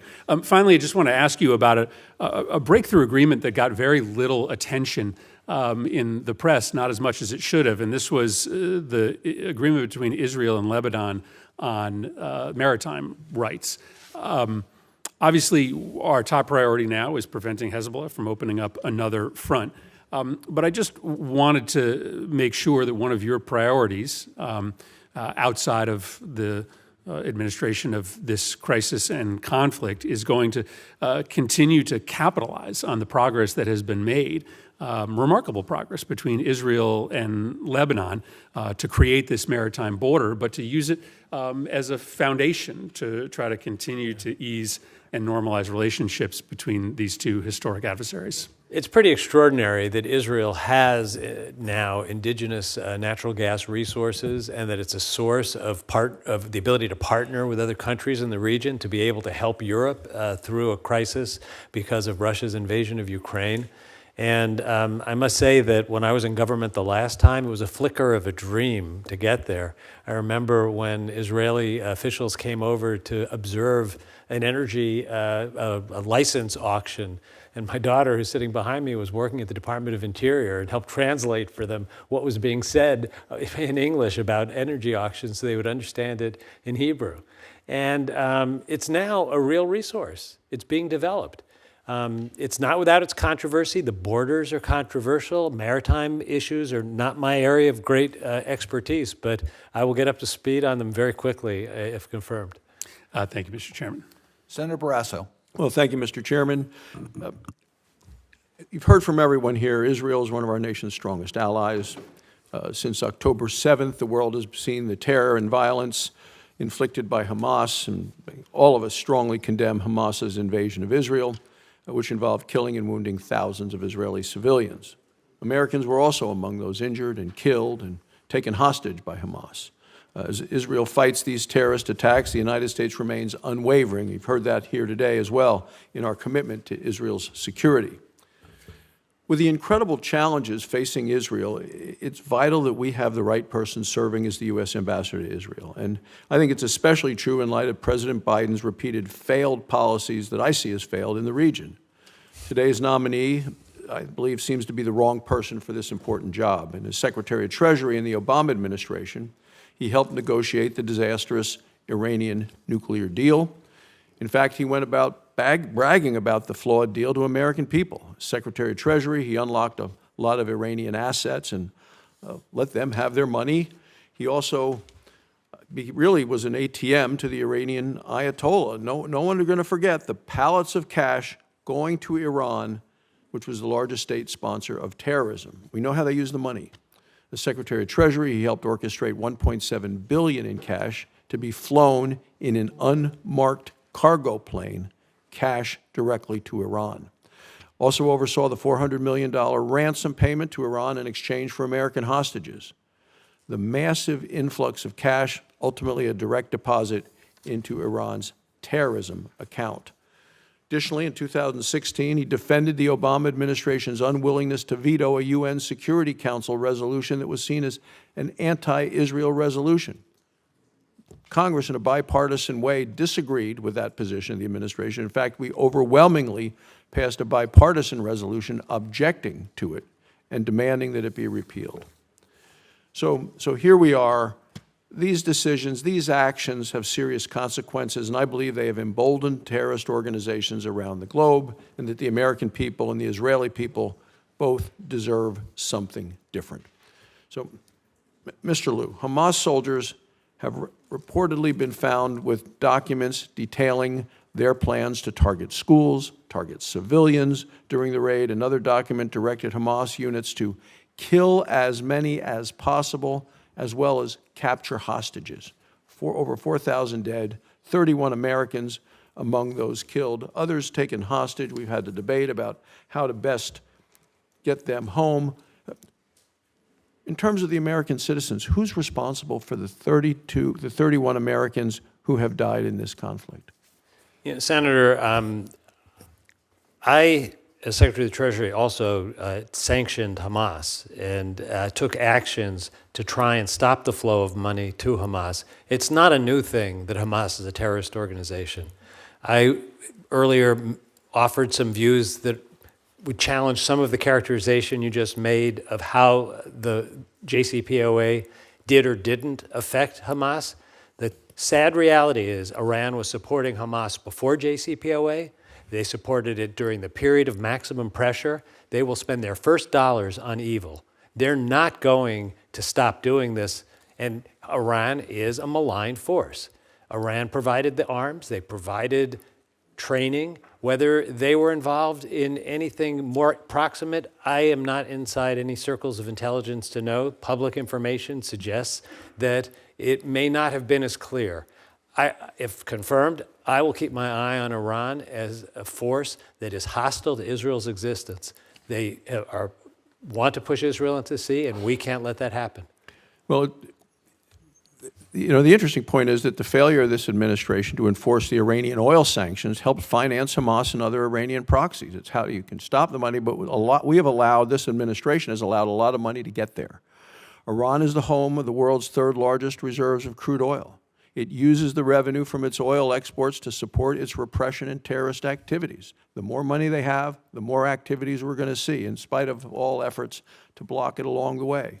I repeatedly raised concerns about the impact of this administration refusing to enforce existing sanctions on the energy sector. In an attempt to convince Iran to rejoin this terrible Iranian nuclear deal, it seems that the president did relax sanctions enforcement on Iran to the point that Iran generated about $80 billion in oil revenue under this administration. Oman and Iran have signed a variety of deals in the oil and gas sector. China's state-owned refineries and private companies are buying up 1.2 million barrels of Iranian oil every day, and we're allowing that to happen. The Iranian regime is getting hundreds of billions of dollars to fund Hamas, Hezbollah, other terrorist proxies. So then why has this administration failed to fully enforce sanctions on entities involved in these illicit transactions with Iran, given the fact that every dollar they make, they're going to use in a bad way? Well, Senator, first of all, the monies that were released were subject to being used only for humanitarian purposes, for food and medicine. That was an arrangement reached in the last administration, not the current administration. So it's not just a new issue. And the intel that I was privy to back in the day when I had access to internal discussions suggested very clearly that the unmet needs were pressing and would need to be met. And that if there was leakage, it would be on the margin. It wouldn't change the direction of Iran's support. That's not a great answer. I'm not happy until they stop supporting people who commit the acts of butchery that we saw just days ago. And I have to tell you, as somebody who I'm an observant Jew. I observe our festivals, including the sad ones. There's days of the year when we read dirges about what human beings can do to each other that I never took literally until this month. I've never seen in my lifetime human beings treat other human beings face to face, eyeball to eyeball, the way Jews were slaughtered because they were Jews. That's at my core, Senator. Thank you, Mr. Chairman. Senator Booker. Thank you, Mr. Chairman. Secretary Lew, it's very good to see you here. I was in Israel when the rockets attacks began and took shelter in the hotel bomb shelter and had the faces of people observing Simchas Torah all around me who couldn't check their phones, but we were seeing the dawning reality that this was not just a rocket attack, but the most heinous, grotesque attack on Jewish people since the Holocaust. It was sobering to understand that not just Hamas being a terrorist organization, but they were attacking other humans in ways with a barbarity that was just unimaginable. You know this well. Hamas is an organization that in its very founding is to kill Jews, and they have no consideration for the obvious of Israel's strength. They understood completely that they, as they scurried back into Gaza, that they would put Palestinians' lives at risk. And it's clear from their history they don't care about Palestinian lives. They have abducted Palestinians, tortured Palestinians, killed Palestinians, all to pursue their terroristic aims. And we know that they have often focused on disrupting efforts towards peace. After Oslo, where Arafat and Rabin came to a great accord, they began immediately attacking Israelis, attacking civilians, bombing buses, and more. So I'm grateful you are sitting here now. I agree with many of my colleagues on the urgency to get you confirmed into the position. I will tell you, and it's been said by others, bipartisan leaders are coming about who are talking to your character. I have rarely had a situation where someone sits before me where I've had calls from my Republican friends as well as Democratic friends who all testify. They may not agree with the policies of the administrations you've served, but they testify to your character. And that to me is at a time that we need principled people leading in important positions. It gives me great solace in this time of great despair and heartbreak that you will be stepping forward. I want to thank your family for their commitment and their sacrifice as well. I want to start with just simply saying that last night, I, along with Senator Ernst and a bipartisan group of senators, sent a letter to President Biden urging the administration to continue their efforts with our regional partners to secure the release of almost 200 civilian hostages, including over a dozen that are being held by Hamas. I'm assuming that that's going to be one of your first and principal duties. Absolutely, Senator. I don't think any of us can rest until we know we've done everything we can do to bring people home safely. I'm grateful for the President's leadership at this time. I think it's been extraordinary. He is another person that I got to know during a presidential primary of great character. I'm grateful that he's talking also a lot about humanitarian assistance and the fact that democracies are strong when they abide by the rule of law and they take into account humanitarian urgencies amidst the pursuit of war. Once you're confirmed, do you commit to doing everything in your power to facilitate the flow of humanitarian assistance to the people of Gaza and ensure that the innocent civilians and humanitarian aid workers are able to seek shelter and get the resources they need to help minimize consequences to civilian life? Senator, I think it's critical that we do everything we can to help innocent civilians without giving resources to terrorists who mean to do harm to innocent Israelis. And I will work hard to do that. Even while we've been sitting here, I'm told that the president has committed $100 million in refugee assistance, that there are negotiations that have been concluded or are well underway to open a humanitarian corridor. Innocent civilians should not pay the price for terrorists. Terrorists should not hide behind innocent civilians. And it is just a necessity that we are in an environment now where it's very hard to separate the two populations. We have to try. I think that not only is it urgent that we show our resolute, unwavering, unequivocal support for Israel, I think those principles you just said as well, we should give that resolute commitment. I want to zoom out real quickly. I'm very committed to the larger, winning the war is what, obviously there's a lot of focus on that right now against Hamas, eradicating Hamas, but winning the peace is critical as well, and thinking from a larger lens. The United States has been very focused on supporting Israel as well as supporting the larger regional peace that has been evolving since the Abraham Accords. I think it's an incredible sign that there was conversations going on with Palestinian leaders, with the Saudis. In fact, their first visit to the West Bank since '67 to have conversations. MBS goes on Fox News and talks about every day moving closer towards normalization with Israel. And how Palestinians are center of that. I talked to U.S. negotiators about that. In fact, one of my purposes for my trip to Israel was to meet with Palestinian leaders as well as Israeli leaders about expanding the Abraham Accords and normalizations with Saudi Arabia and the principal part that the Palestinians would play going back towards a two-state solution. Just in closing, could you just give me some affirmation that that is also a very urgent part of your mission as well? I think it's critical to get back to the business of addressing the strategic security and growth of the region. And the things you described are right at the core of it. And we have to do it in a way where the lives of Palestinians can improve and the security of Israel is not put at jeopardy. I think going back into a serious discussion of expanding the Abraham Accords, which were very important, to include Saudi Arabia and Israel normalizing relations is crucial. And I pledge to work with this committee, with Congress, with members on both sides, whether they support my nomination or not, to help that come about. I'm grateful for you sitting here. I'm grateful for your willingness to serve and simply say Yasher Koach. Thank you. as we would say, Baruch Tieh. You should be blessed. Senator Scott? Thank you, Mr. Chairman. Mr. Lew, thank you for being here. Before I start asking questions of you, I do want to make a point that in many ways, Israel is now fighting a war on a different front in addition to the war with Hamas. It's a war of misinformation. There's no doubt, and unfortunately, the media carrying the false narrative regarding the hospital bombing, this narrative originated with Hamas, the same people who murdered women and children, same people who burned babies, who beheaded little ones. And as a result of that lie carried by New York Times and the AP and others, a summit in Jordan was canceled. Other meetings that Biden had scheduled canceled.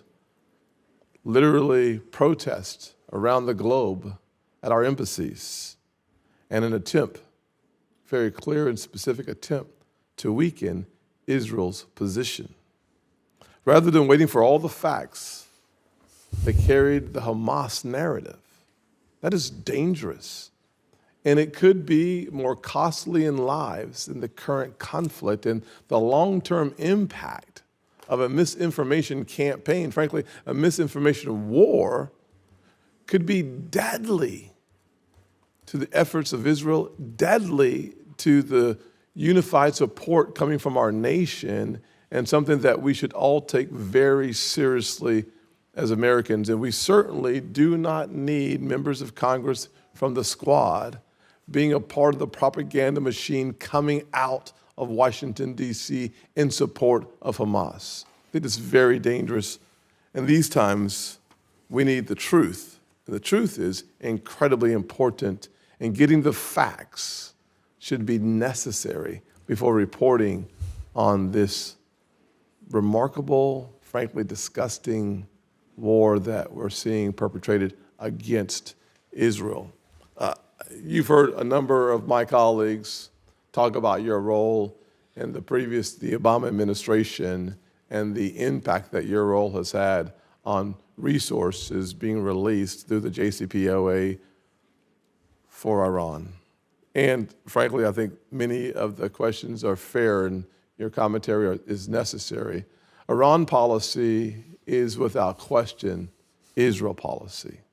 They are the greatest enemy that Israel faces, and frankly, the greatest funders of terrorism, state funders of terrorism anywhere in the world.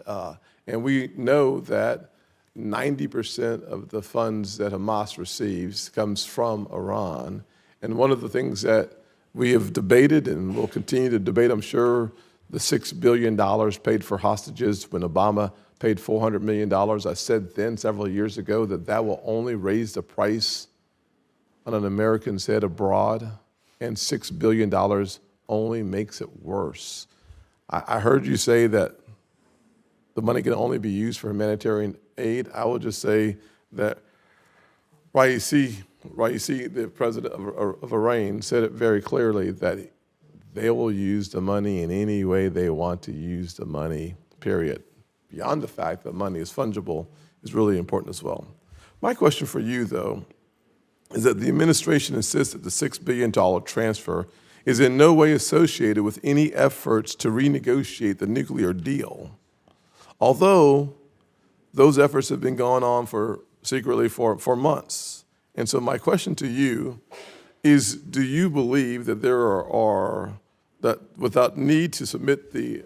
you believe that there are any efforts going forward on a negotiation? And if there are, would there be a need for that to be submitted to Congress? So, Senator, I'm not in the administration, and I'm not privy to the current state of affairs. I'm not aware of any ongoing negotiations. And I said earlier, this is not the moment. Even if one believes that someday a negotiated solution may be right. And I have to agree with something you said. It shouldn't be that hard to call out atrocities like we saw 2 weeks ago, not even 2 weeks ago. Some things are just what they are. Yes. And butchering almost 1,500 babies, old people, Holocaust survivors, hand-to-hand, face-to-face, is barbarism that whatever one thinks about the right and wrong of different positions in this conflict should be easy to call out. I'm proud to see President Biden taking the stand that he's been taking. And even this morning, when I heard his comments on the horrible bombing of a hospital in Gaza, he was not giving into disinformation. He was shooting straight. In the fog of the moment, you don't have perfect information. And he said, from everything he sees, it was not Israel that did it. That isn't changing where people out in the streets in some countries think it is. It's very dangerous, and you have to call out the facts. Well, one of the things that you just reminded me of a scripture that says, Jeremiah 17:9 says that the heart is deceitful above all things and desperately wicked. And one of the things that we've seen taking place today for the last 10 days or so is the atrocities and the evil brought upon the Jewish people again. I assume that you would say that you had no actual clue what was happening in the administration, so not surprised by that. I would certainly say that some evidence suggests that their uranium enrichment activities began to taper off this summer, weeks before the transfer was announced.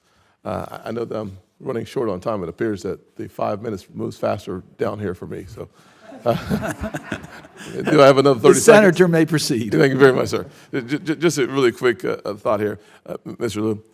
You were the OMB director in 2011. My assumption is that when President Obama made the decision to strike against Osama bin Laden and his compound, that you thought that was a good deal, good idea. I don't want there to be any confusion. The OMB director does not participate in the targeting decision like that. I've seen you as the Treasury Secretary and the Finance Committee, so I recognize the role. I shared the feeling that it was a just action to address an act of terrible murder in my city of New York and in other places. Yeah. Final comment is that over the weekend we saw IDF they will hunt down every last man with the blood of Israel's children on their hands. Would you support Israel pursuing the perpetrators of this heinous attack on foreign soil as we did in 2011? Senator, I hesitate to answer a hypothetical question that I don't know the scope of. What I will say without condition is that Israel has not just a right, but as the President has said, the responsibility to defend its people. And as we were talking about earlier in this hearing, it's not for revenge. It's for defending your people. And I think Israel has the right to do that, and they should do it. They will, by their basic nature, do it in a way that tries to minimize collateral damage. Well, Chairman, you've been very gracious with the extension of my 5.5 minutes. I really appreciate that very much, sir. I got to get your clock there. You've extended the day. I don't know how you did it. It's called football time, sir. Senator Schatz. Thank you, Mr. Chairman, Vice Chair. Thank you, Mr. Lew, for being here. Thank you to your family. What does Israel mean to you? Senator, I could answer that question as a former public official, that it's our most important ally in a critically important region of the world. I could answer it as somebody who grew up believing that the safety and security of the state of Israel was nothing less than the safety and security of Jews all over the world. So it's not a simple answer of what Israel means to me. I have not always agreed with the policies of the government of Israel, and some people have questioned my relationship with Prime Minister Netanyahu. We have disagreed on many issues. We've known each other for over 3 decades, but it's been with the kind of respect and confidence that each has the interest of the security of the state of Israel always deep inside them. It is, I think, worth noting that the most ferocious disagreements regarding Israel happen at family dinners among Jews. And so even now, the dialogue in Israel is a little more cacophonous even than the dialogue in the United States, just worth noting. Can you talk a little bit about the need for a full-fledged Senate-confirmed ambassador on the ground? And I know we sort of gloss over it and say it's important, the Chargé is doing a good job, but we need a person there. But tell me how, as a practical matter, it makes a difference to have a Senate-confirmed ambassador on the ground.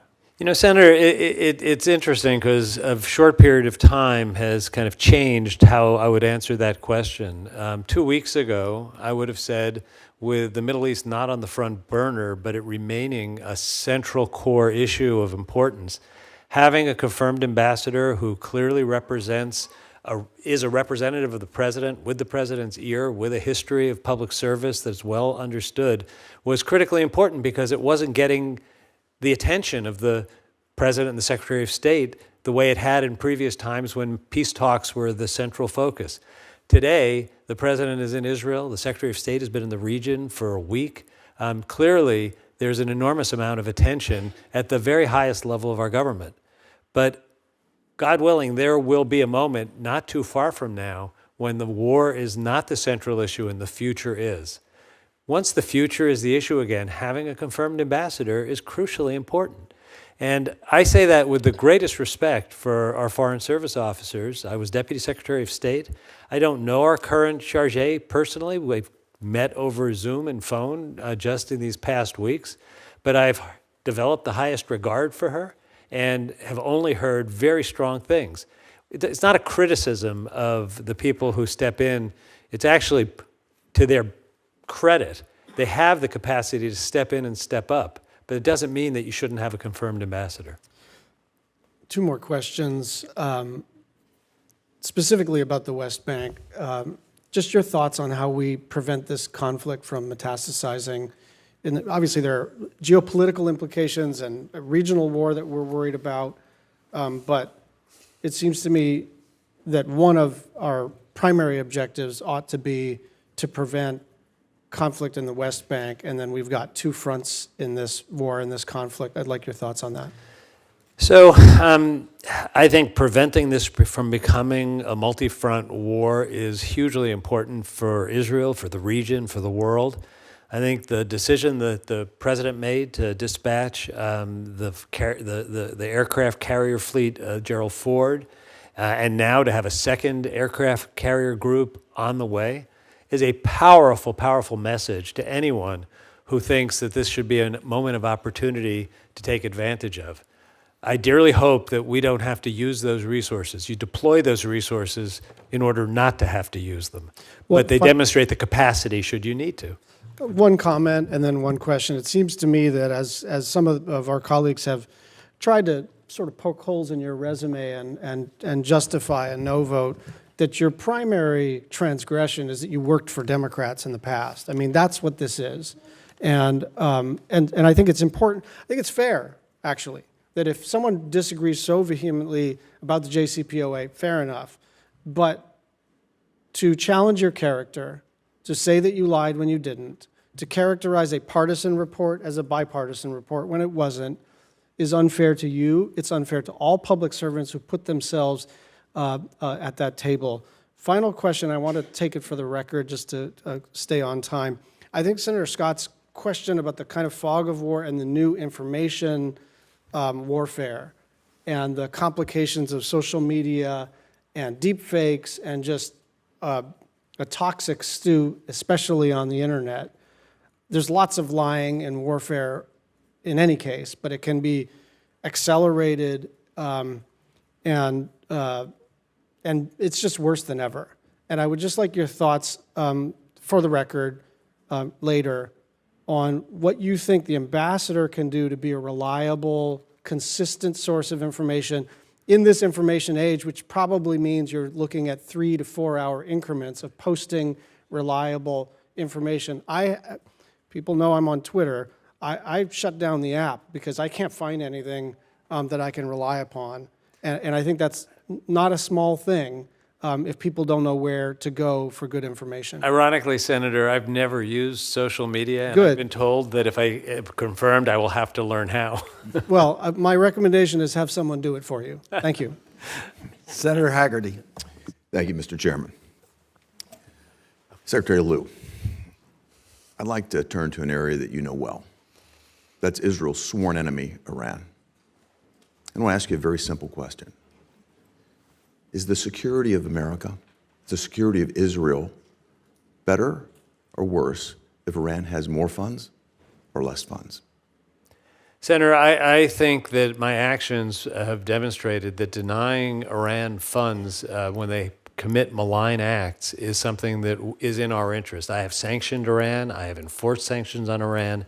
And the fact that in an agreement to roll back Iran's nuclear program, releasing funds to Iran was part of the bargain, is the way sanctions work. You don't get sovereign countries to change their policy without some concession on the sanctions. Well, regarding the concessions, I just want to say that Iran, as we know, funds its proxies, Hamas and Hezbollah.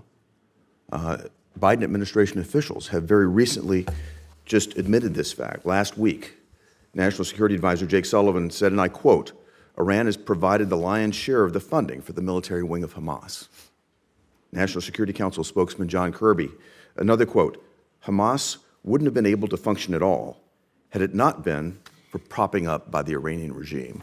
Mr. Chairman, I'd like to enter both of these quotes for the record. Without objection, I'll give the senator the additional time. If you're showing a poster, it'd be nice if the committee could see the poster, just Certainly. so you know. Certainly. We have a second one. Can you place that right there, Daniel, in front of the secretary? The other posters, the chairman would like to be able to see it too. Don't you have the second copy of it?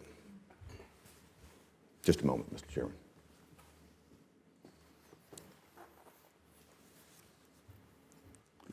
But That's a different poster. They're different posters. Yep, sorry. We'll turn that a bit to show the chairman. It's a very simple poster. What it I have shows. to confess, Senator, I can't read it either, so I don't know exactly. I'll explain what it is, Mr. Secretary. It's a year-by-year poster showing the revenues going to Iran. It shows what happened when the maximum pressure campaign was imposed. I worked on that maximum pressure campaign, stopping the Japanese from buying Iranian crude. They stopped. We brought their revenues, Iranian revenues, down to below $8 billion. You'll see that in 2020. That's the low point on this chart. Then in 2021, these are the last two bars. 2021 and 2022, you see a dramatic increase in revenues to Iran. Now think about this. In 2020, as the maximum pressure campaign was imposed, it was widely reported that Hamas and Hezbollah were going broke. In 2021, we had the violence from Gaza into Israel, the 11-day war. We've seen what's happened now. So I'm going to come back to my question again and ask, what's changed? Well, Senator, I can't read it. I can't comment on the specific numbers there. And candidly, it's 7 years. I'll explain the in numbers policy. But I can tell you two things. First, what was true when I was at the Department of Treasury and what has been true since, even during the period of maximum pressure, is that Iran has put funding malign activities like support for Hamas terrorism above everything else.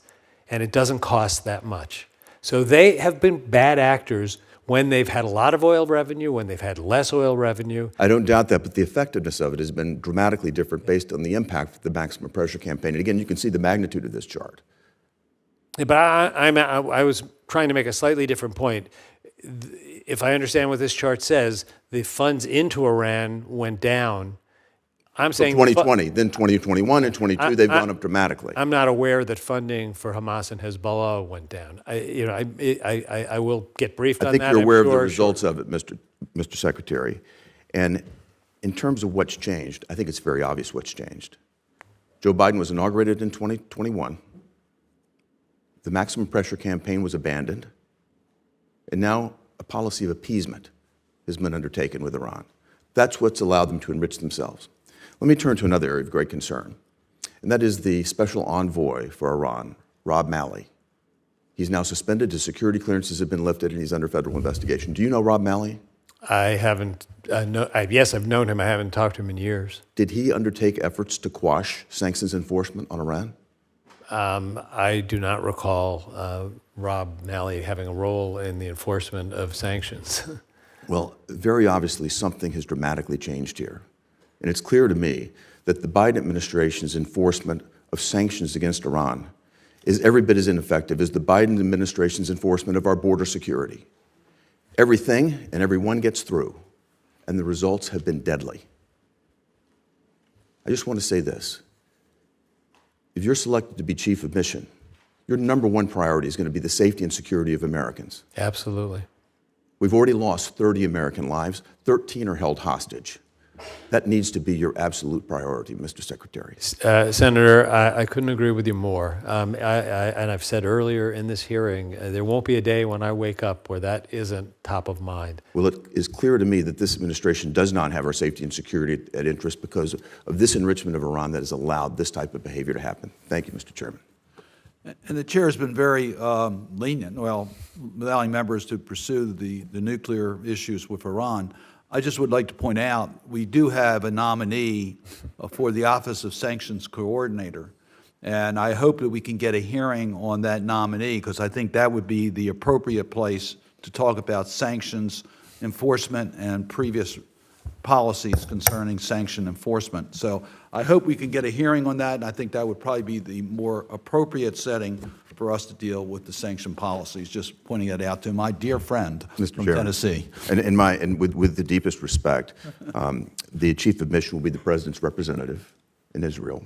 Oh, I understand. And I think the policies are absolutely critical because Israel is in mortal danger, as are Americans. And this funding program that's been allowed to go on is absolutely critical to Iran's ability to fund their proxies like Hamas and Hezbollah. We've got to acknowledge this, recognize it, and deal with it. Thank you very much, sir. Senator Merkley.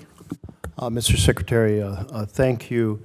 We're all aware that Gaza is one of the most densely populated places in the world, 139 square miles, an average of 17,000 people per square mile. If you are confirmed, will you work with Israel, with the government of Israel, to minimize the harm to civilians? Senator, I think minimizing the harm to civilians is something that is a moral obligation, and I only wish one could say that there would be no collateral damage, but as we've learned in war, there is, and the goal, as you put it, is to minimize. Will you, if you are confirmed, work with Israel to make sure that schools and hospitals and power and water systems are not targeted? Senator, if confirmed, I will work with Israel to underscore what President Biden, as I think said very eloquently, that they have a right and a responsibility to defend Israel, but that what binds us together is a shared belief in democracy and rule of law, including the law of war. Do you agree that schools, hospitals, power and water systems should not be targeted? So I'm unable to answer the hypothetical question because there are cases where Hamas is hiding behind civilians with material, command centers, leaders, and how you define something as a school or a command post, it makes all the difference in the world. Thank you, Mr. Secretary. I will state for the record that I believe schools and hospitals and power and water systems should not be targeted. And, Mr. Chairman, I'd like to put into the record, if there's no objection, an article by Thomas Friedman, Why a Gaza Invasion Once and for All Thinking Are Wrong for Israel. If no objection. Thank you very much. Mr. Friedman points out that Iran's #1 strategic objective with Israel has been to ensure that Israel remains enmeshed in the West Bank and Iran's most fevered dreams reoccupies Gaza. Do you agree with Mr. Friedman's analysis? I think Hamas's goal is the elimination of Israel, and they will pursue any strategy that they think advances that goal. So I know you're not specifically responding to Mr. Friedman's quote, but could you? I would rather read it, the whole thing in context. Tom is a friend of mine, but before I agree or disagree with something, I really would need to read it. Okay. Well, I think it's pretty accurate. He notes that Iran's goal to keep Israel enmeshed in the West Bank and most fevered dream in Gaza does reflect a lot of intelligence and experience, information over time. He then lays out that if there is a ground offensive into Israel, it could have numerous impacts, including blowing up the Abraham Accords, destabilizing Egypt and Jordan as key allies, making normalization of relations between Israel and Saudi Arabia impossible, and notes that these would be huge strategic setbacks both for the United States and for Israel. Do you agree with him? You know, Senator, I think that the task of any nation to defend its people forces leaders to make very hard decisions. I can't sit here today and say I know with precision what it is that will defend the state of Israel and the people of Israel. I believe that the government of Israel will try to make those decisions in a way that will be successful, but not lead to the kind of long-term entanglement that I believe that comment is referred to. At the moment, I'm not going to sit here and prejudge exactly where that line is. But the point Mr. Friedman's making is that these are key strategic objectives of the United States, that we have stakes in the region, and that there are huge risks of the entanglement that comes with the ground offensive. And quite frankly, I think he's pretty accurately described those risks. He concludes by noting it will play into Iran's strategy of sucking Israel into an overstretched situation and weaken the Jewish democracy from within. I just want to make the point that we also have important strategies and goals as a nation that our diplomat, our ambassador, will bring into the conversations, and that we need to have an ambassador who's willing and able to bring that discussion to bear. And you do have the experience to bring insights on the potential impacts that affect both Israeli interests and American interests. And I assume you're going to do that as ambassador. Senator, I hope I've demonstrated over my career that I'm not shy about sharing what I believe to be the right policy. I've never been shy to defend the interests of the United States. And I've tried to do it in a way where I can maintain relations with people I disagree with. I've had many conversations with the Prime Minister of Israel where we haven't agreed, and we have a relationship where I believe he has trust in me. So I will be in a position to raise issues. I just can't sit here today and say exactly what the lines will be in the fog of war. I am deeply empathetic with the people of Israel after this horrific slaughter by Hamas. Just shocking and devastating and savage.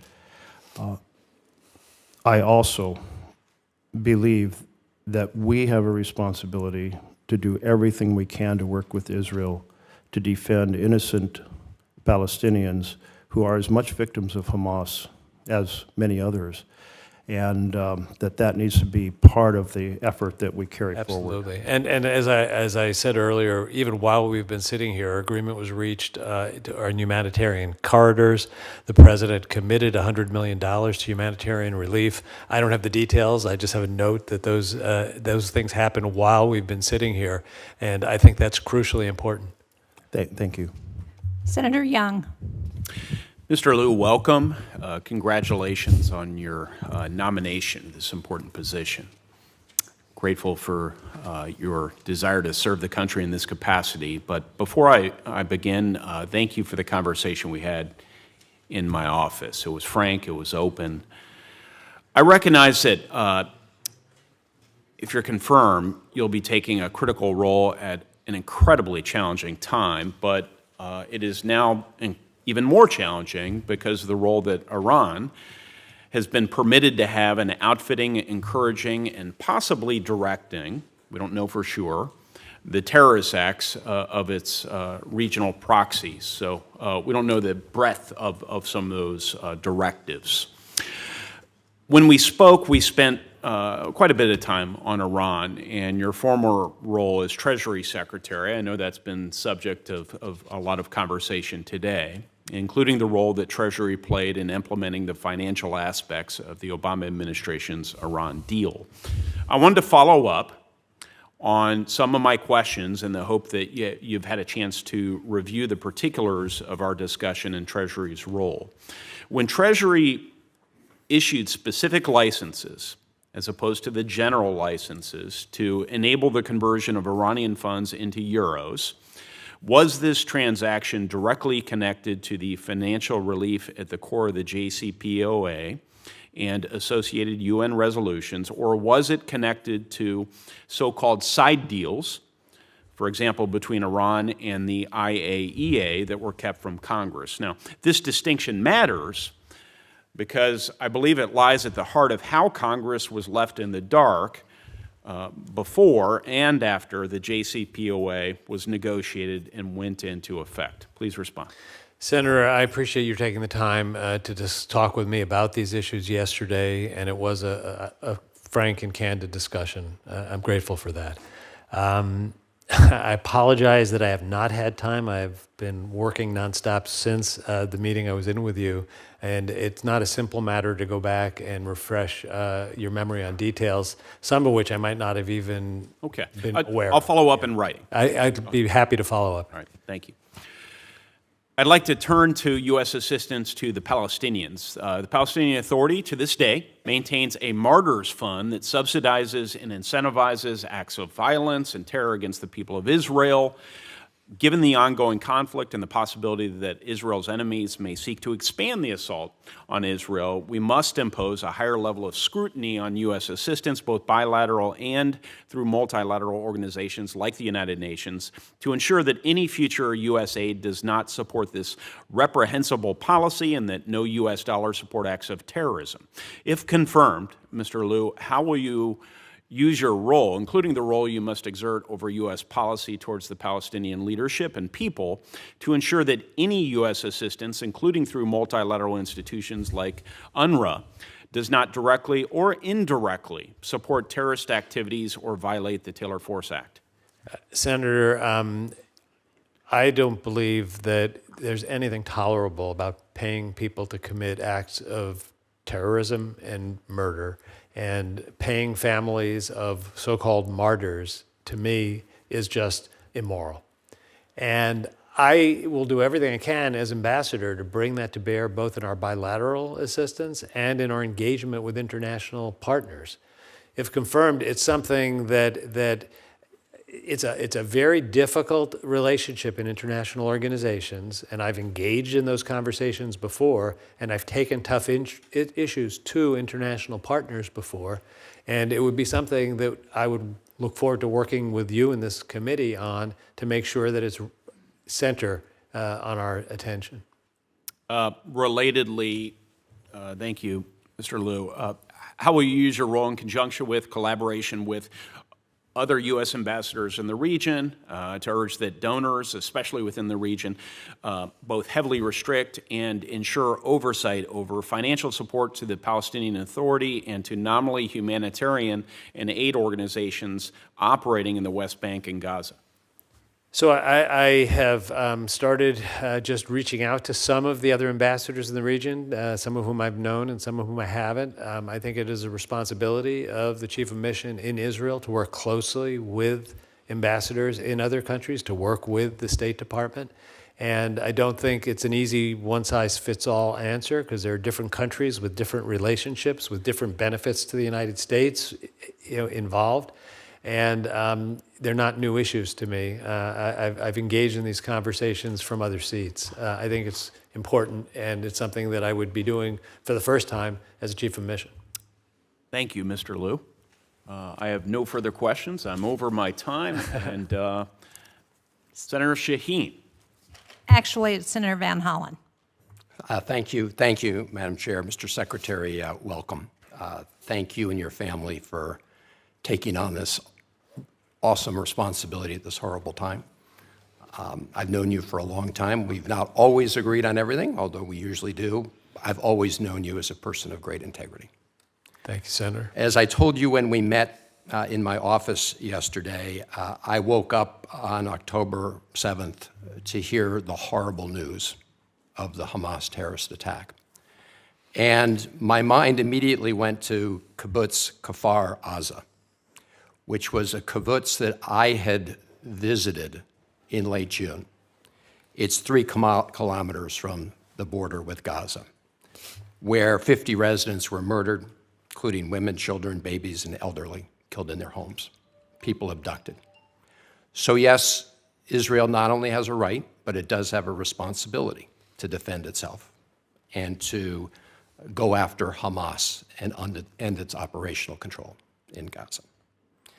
I think you would also agree, I just want to make sure, as you take on this position, you agree that it's both in America's interest and Israel's interest that the war be prosecuted in accordance with international law and the rules of war. Yes, I do. To that end, I was pleased that as we're gathered here, there was an announcement in Israel where President Biden said, quote, "The people of Gaza need food, water, medicine, and shelter." And the report indicates that we may have some agreement with the Israeli government to allow convoys to cross the Gaza-Egyptian border. It's going to be very important that that work swiftly and effectively. As I told you yesterday from reports on the ground, the current rationing of water in Gaza is about 1 liter a day, which is not sufficient to sustain human life. People have already begun drinking farm water, agricultural water. There's a great fear from all the humanitarian specialists on the ground about the spread of disease, waterborne disease. So it's going to be essential in limiting the harm to innocent civilians, 2 million people in Gaza, half of them children, that we get this humanitarian corridor opened right away. I also hope you will ask the government of Israel to open up more of the pipes. There was an announcement the other day about an opening of a pipe by the National Security Advisor. Turned out it was 1 pipe and at least initially only 3 hours a day. So that's going to be really important. And it's not only a moral responsibility for the United States and Israel, it's also in our interests because the world has embraced Israel in the moment of horror, but unnecessary human suffering in Gaza will change people's public perceptions. Now, you've been nominated by the President of the United States, so I just want to confirm that you agree with some of the things the Commander-in-Chief just said in the last couple days. Number one, the vast majority of Palestinians are not Hamas, and Hamas does not represent the Palestinian people. Do you agree? I do agree with that. I think the vast majority of the Palestinian people are being used as pawns by Hamas and as human shields. So, and I agree with you.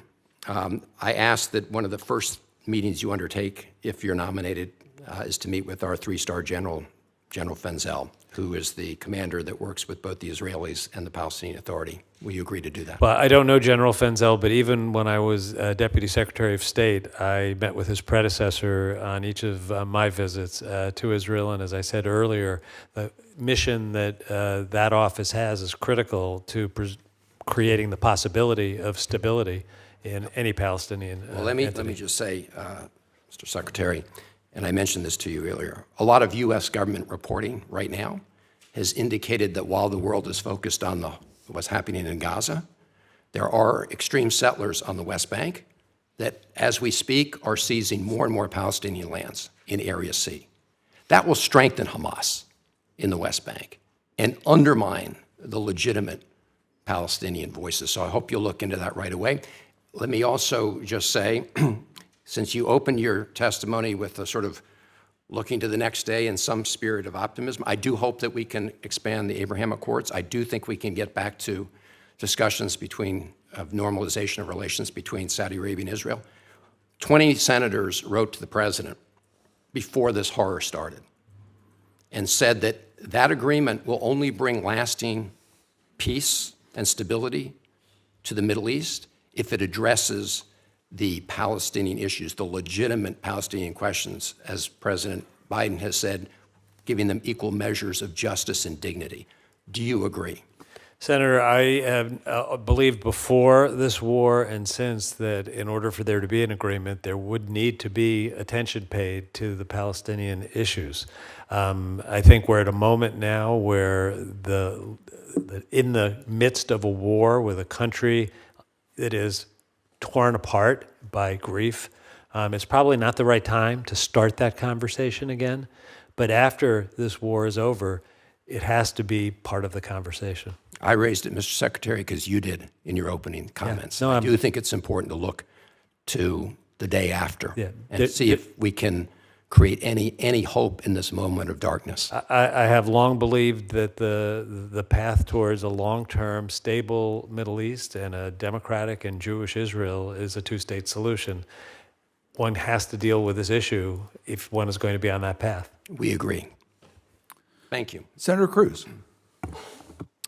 Mr. Secretary, welcome. You and I had a vigorous conversation in my office yesterday. You said at the time, nobody could have imagined what happened in Israel with this terror attack. I have to say I disagreed then and I disagree now. Many of us not only imagined, we predicted it. You were a critical player in the Obama administration's campaign of appeasement with Iran. You played a pivotal role in flooding over $100 billion to the Iranian regime. The Biden administration has continued that policy, flooding nearly an additional $100 billion to the Iranian regime. That policy of appeasement, sending hundreds of billions of dollars to a theocratic, homicidal, genocidal maniac who leads chants of death to America and death to Israel, has proven catastrophic. The death squads in Israel from Hamas are funded in real and meaningful ways by the billions of dollars the Obama administration and now the Biden administration has flowed directly to Iran. That has proven disastrous. We also have drones.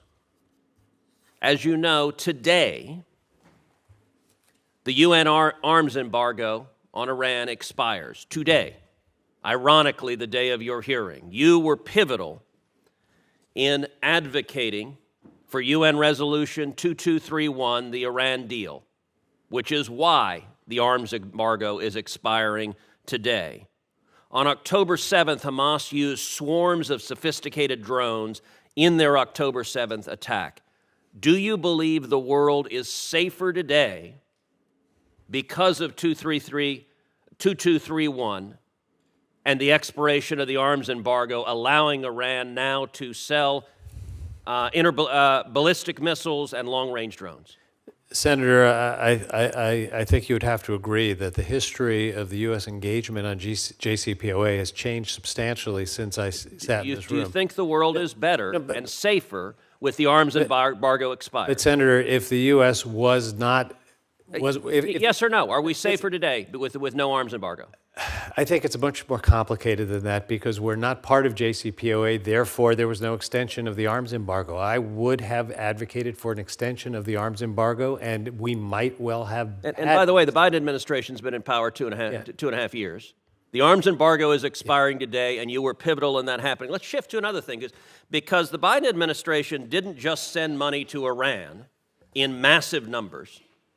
It has also sent money to Gaza that went to Hamas. And at the time, I led a coalition of senators urging the Biden administration, do not send money to Gaza because it is controlled by Hamas. It will be used by Hamas for acts of terrorism. We now know that the Biden administration reached the following determination, and I quote, due to its overall strength and level of control over Gaza, we assess that there is a high risk Hamas could potentially derive indirect unintentional benefit from U.S. assistance to Gaza.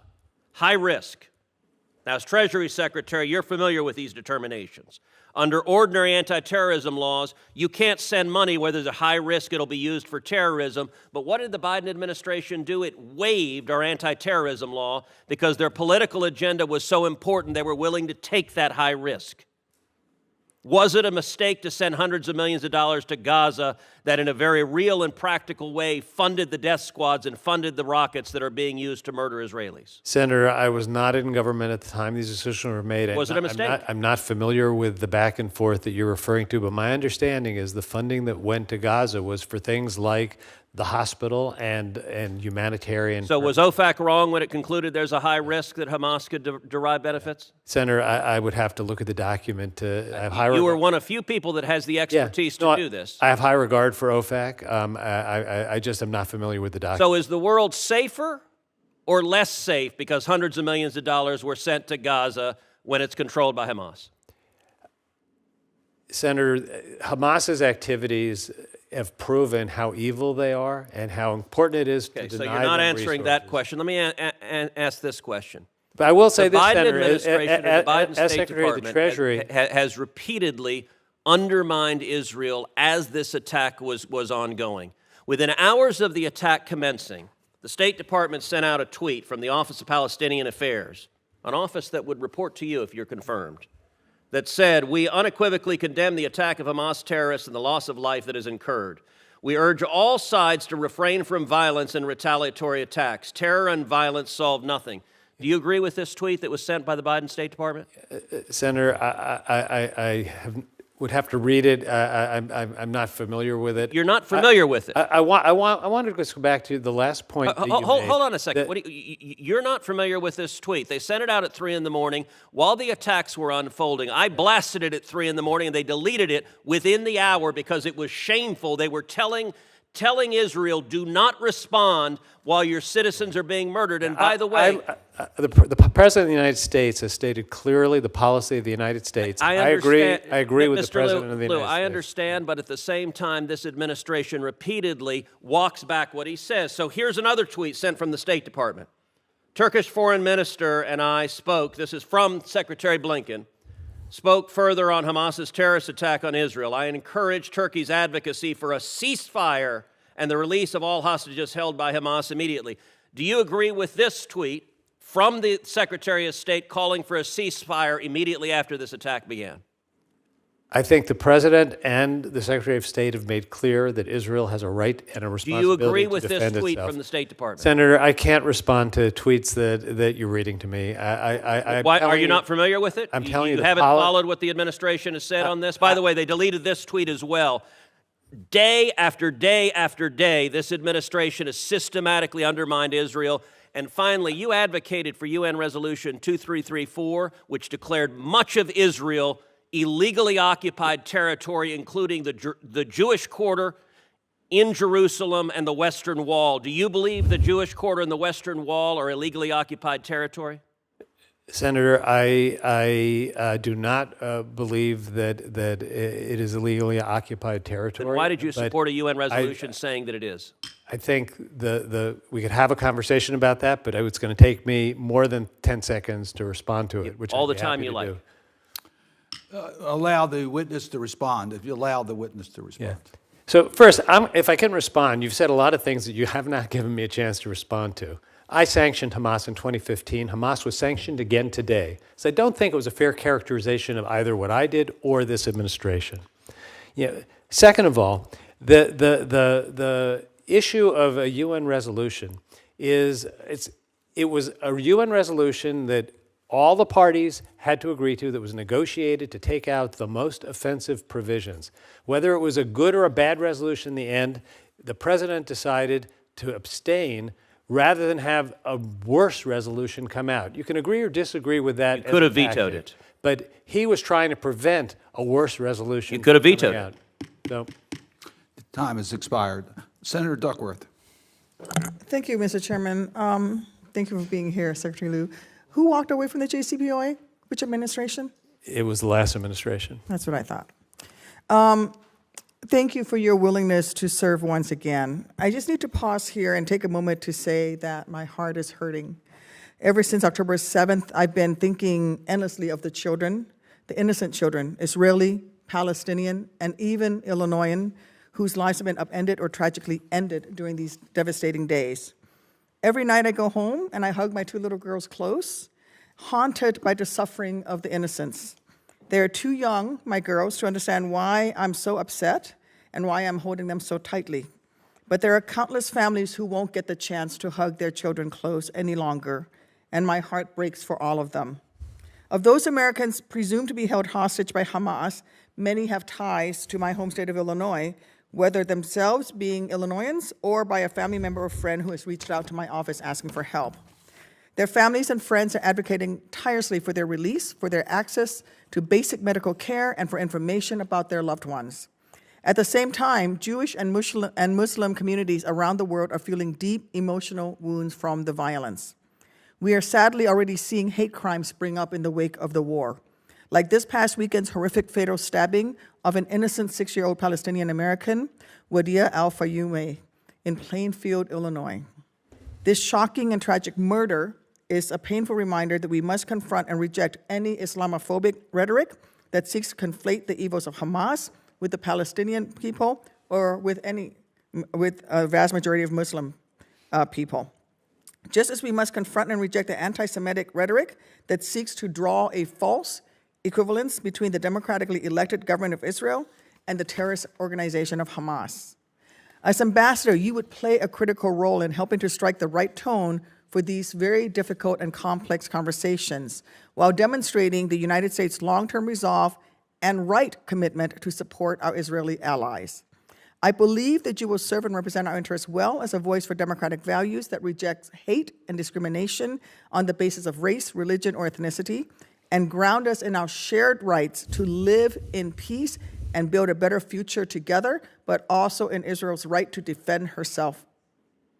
Secretary Lew, I want to invite you to reflect on that work and the role you hope to play if confirmed to be our ambassador.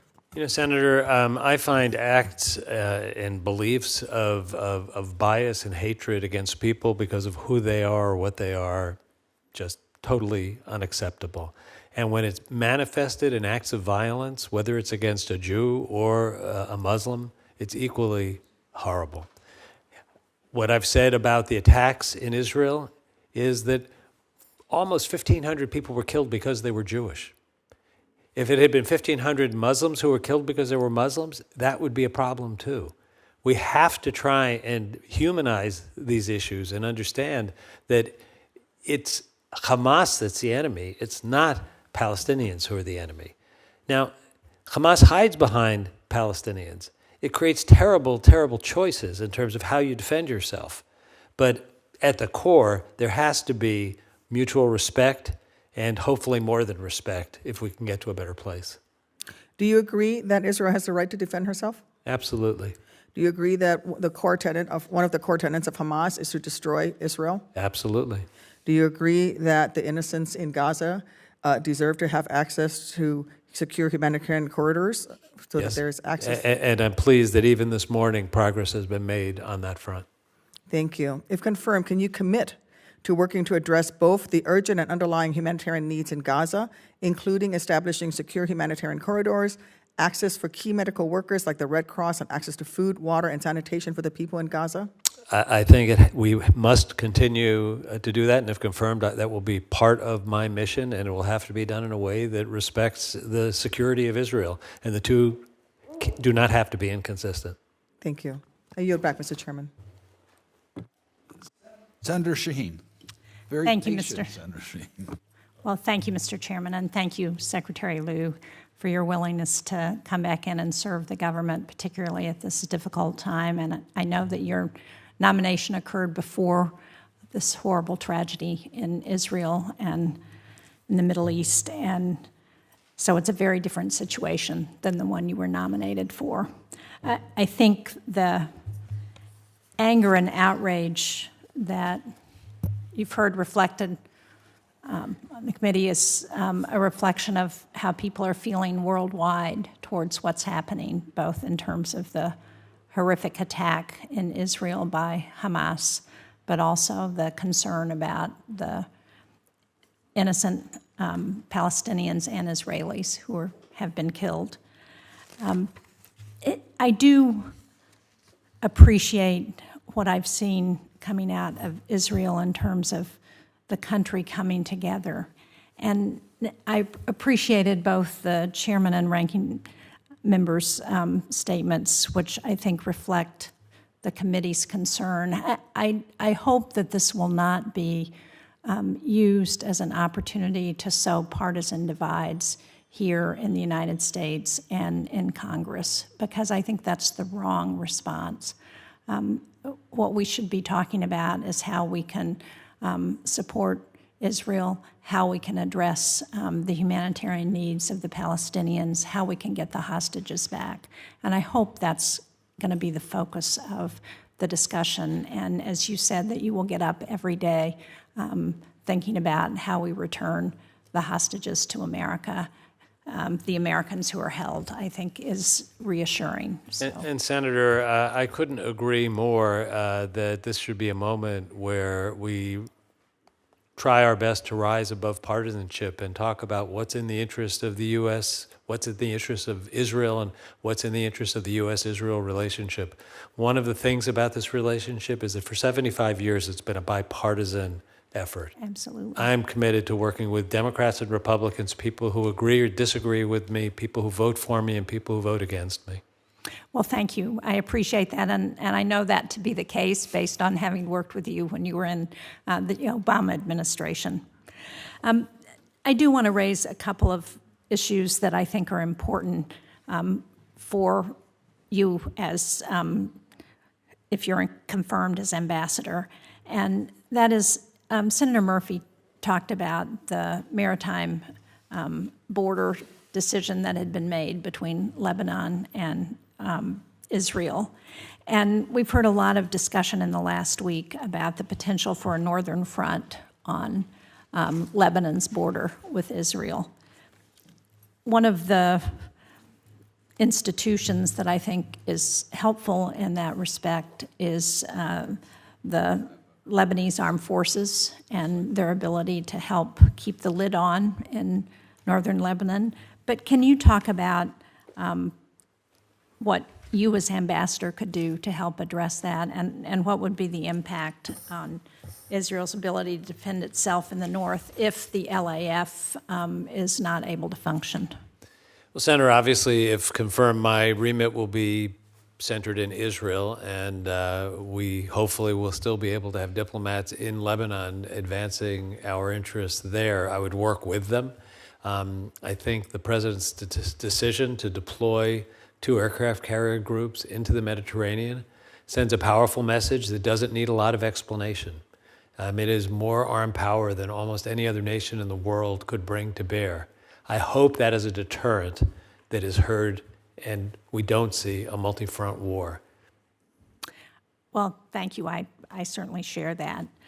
One of the other issues that we haven't yet focused on is the challenge of the impact on the defense industrial base in both Israel and the United States, given the Putin's invasion of Ukraine.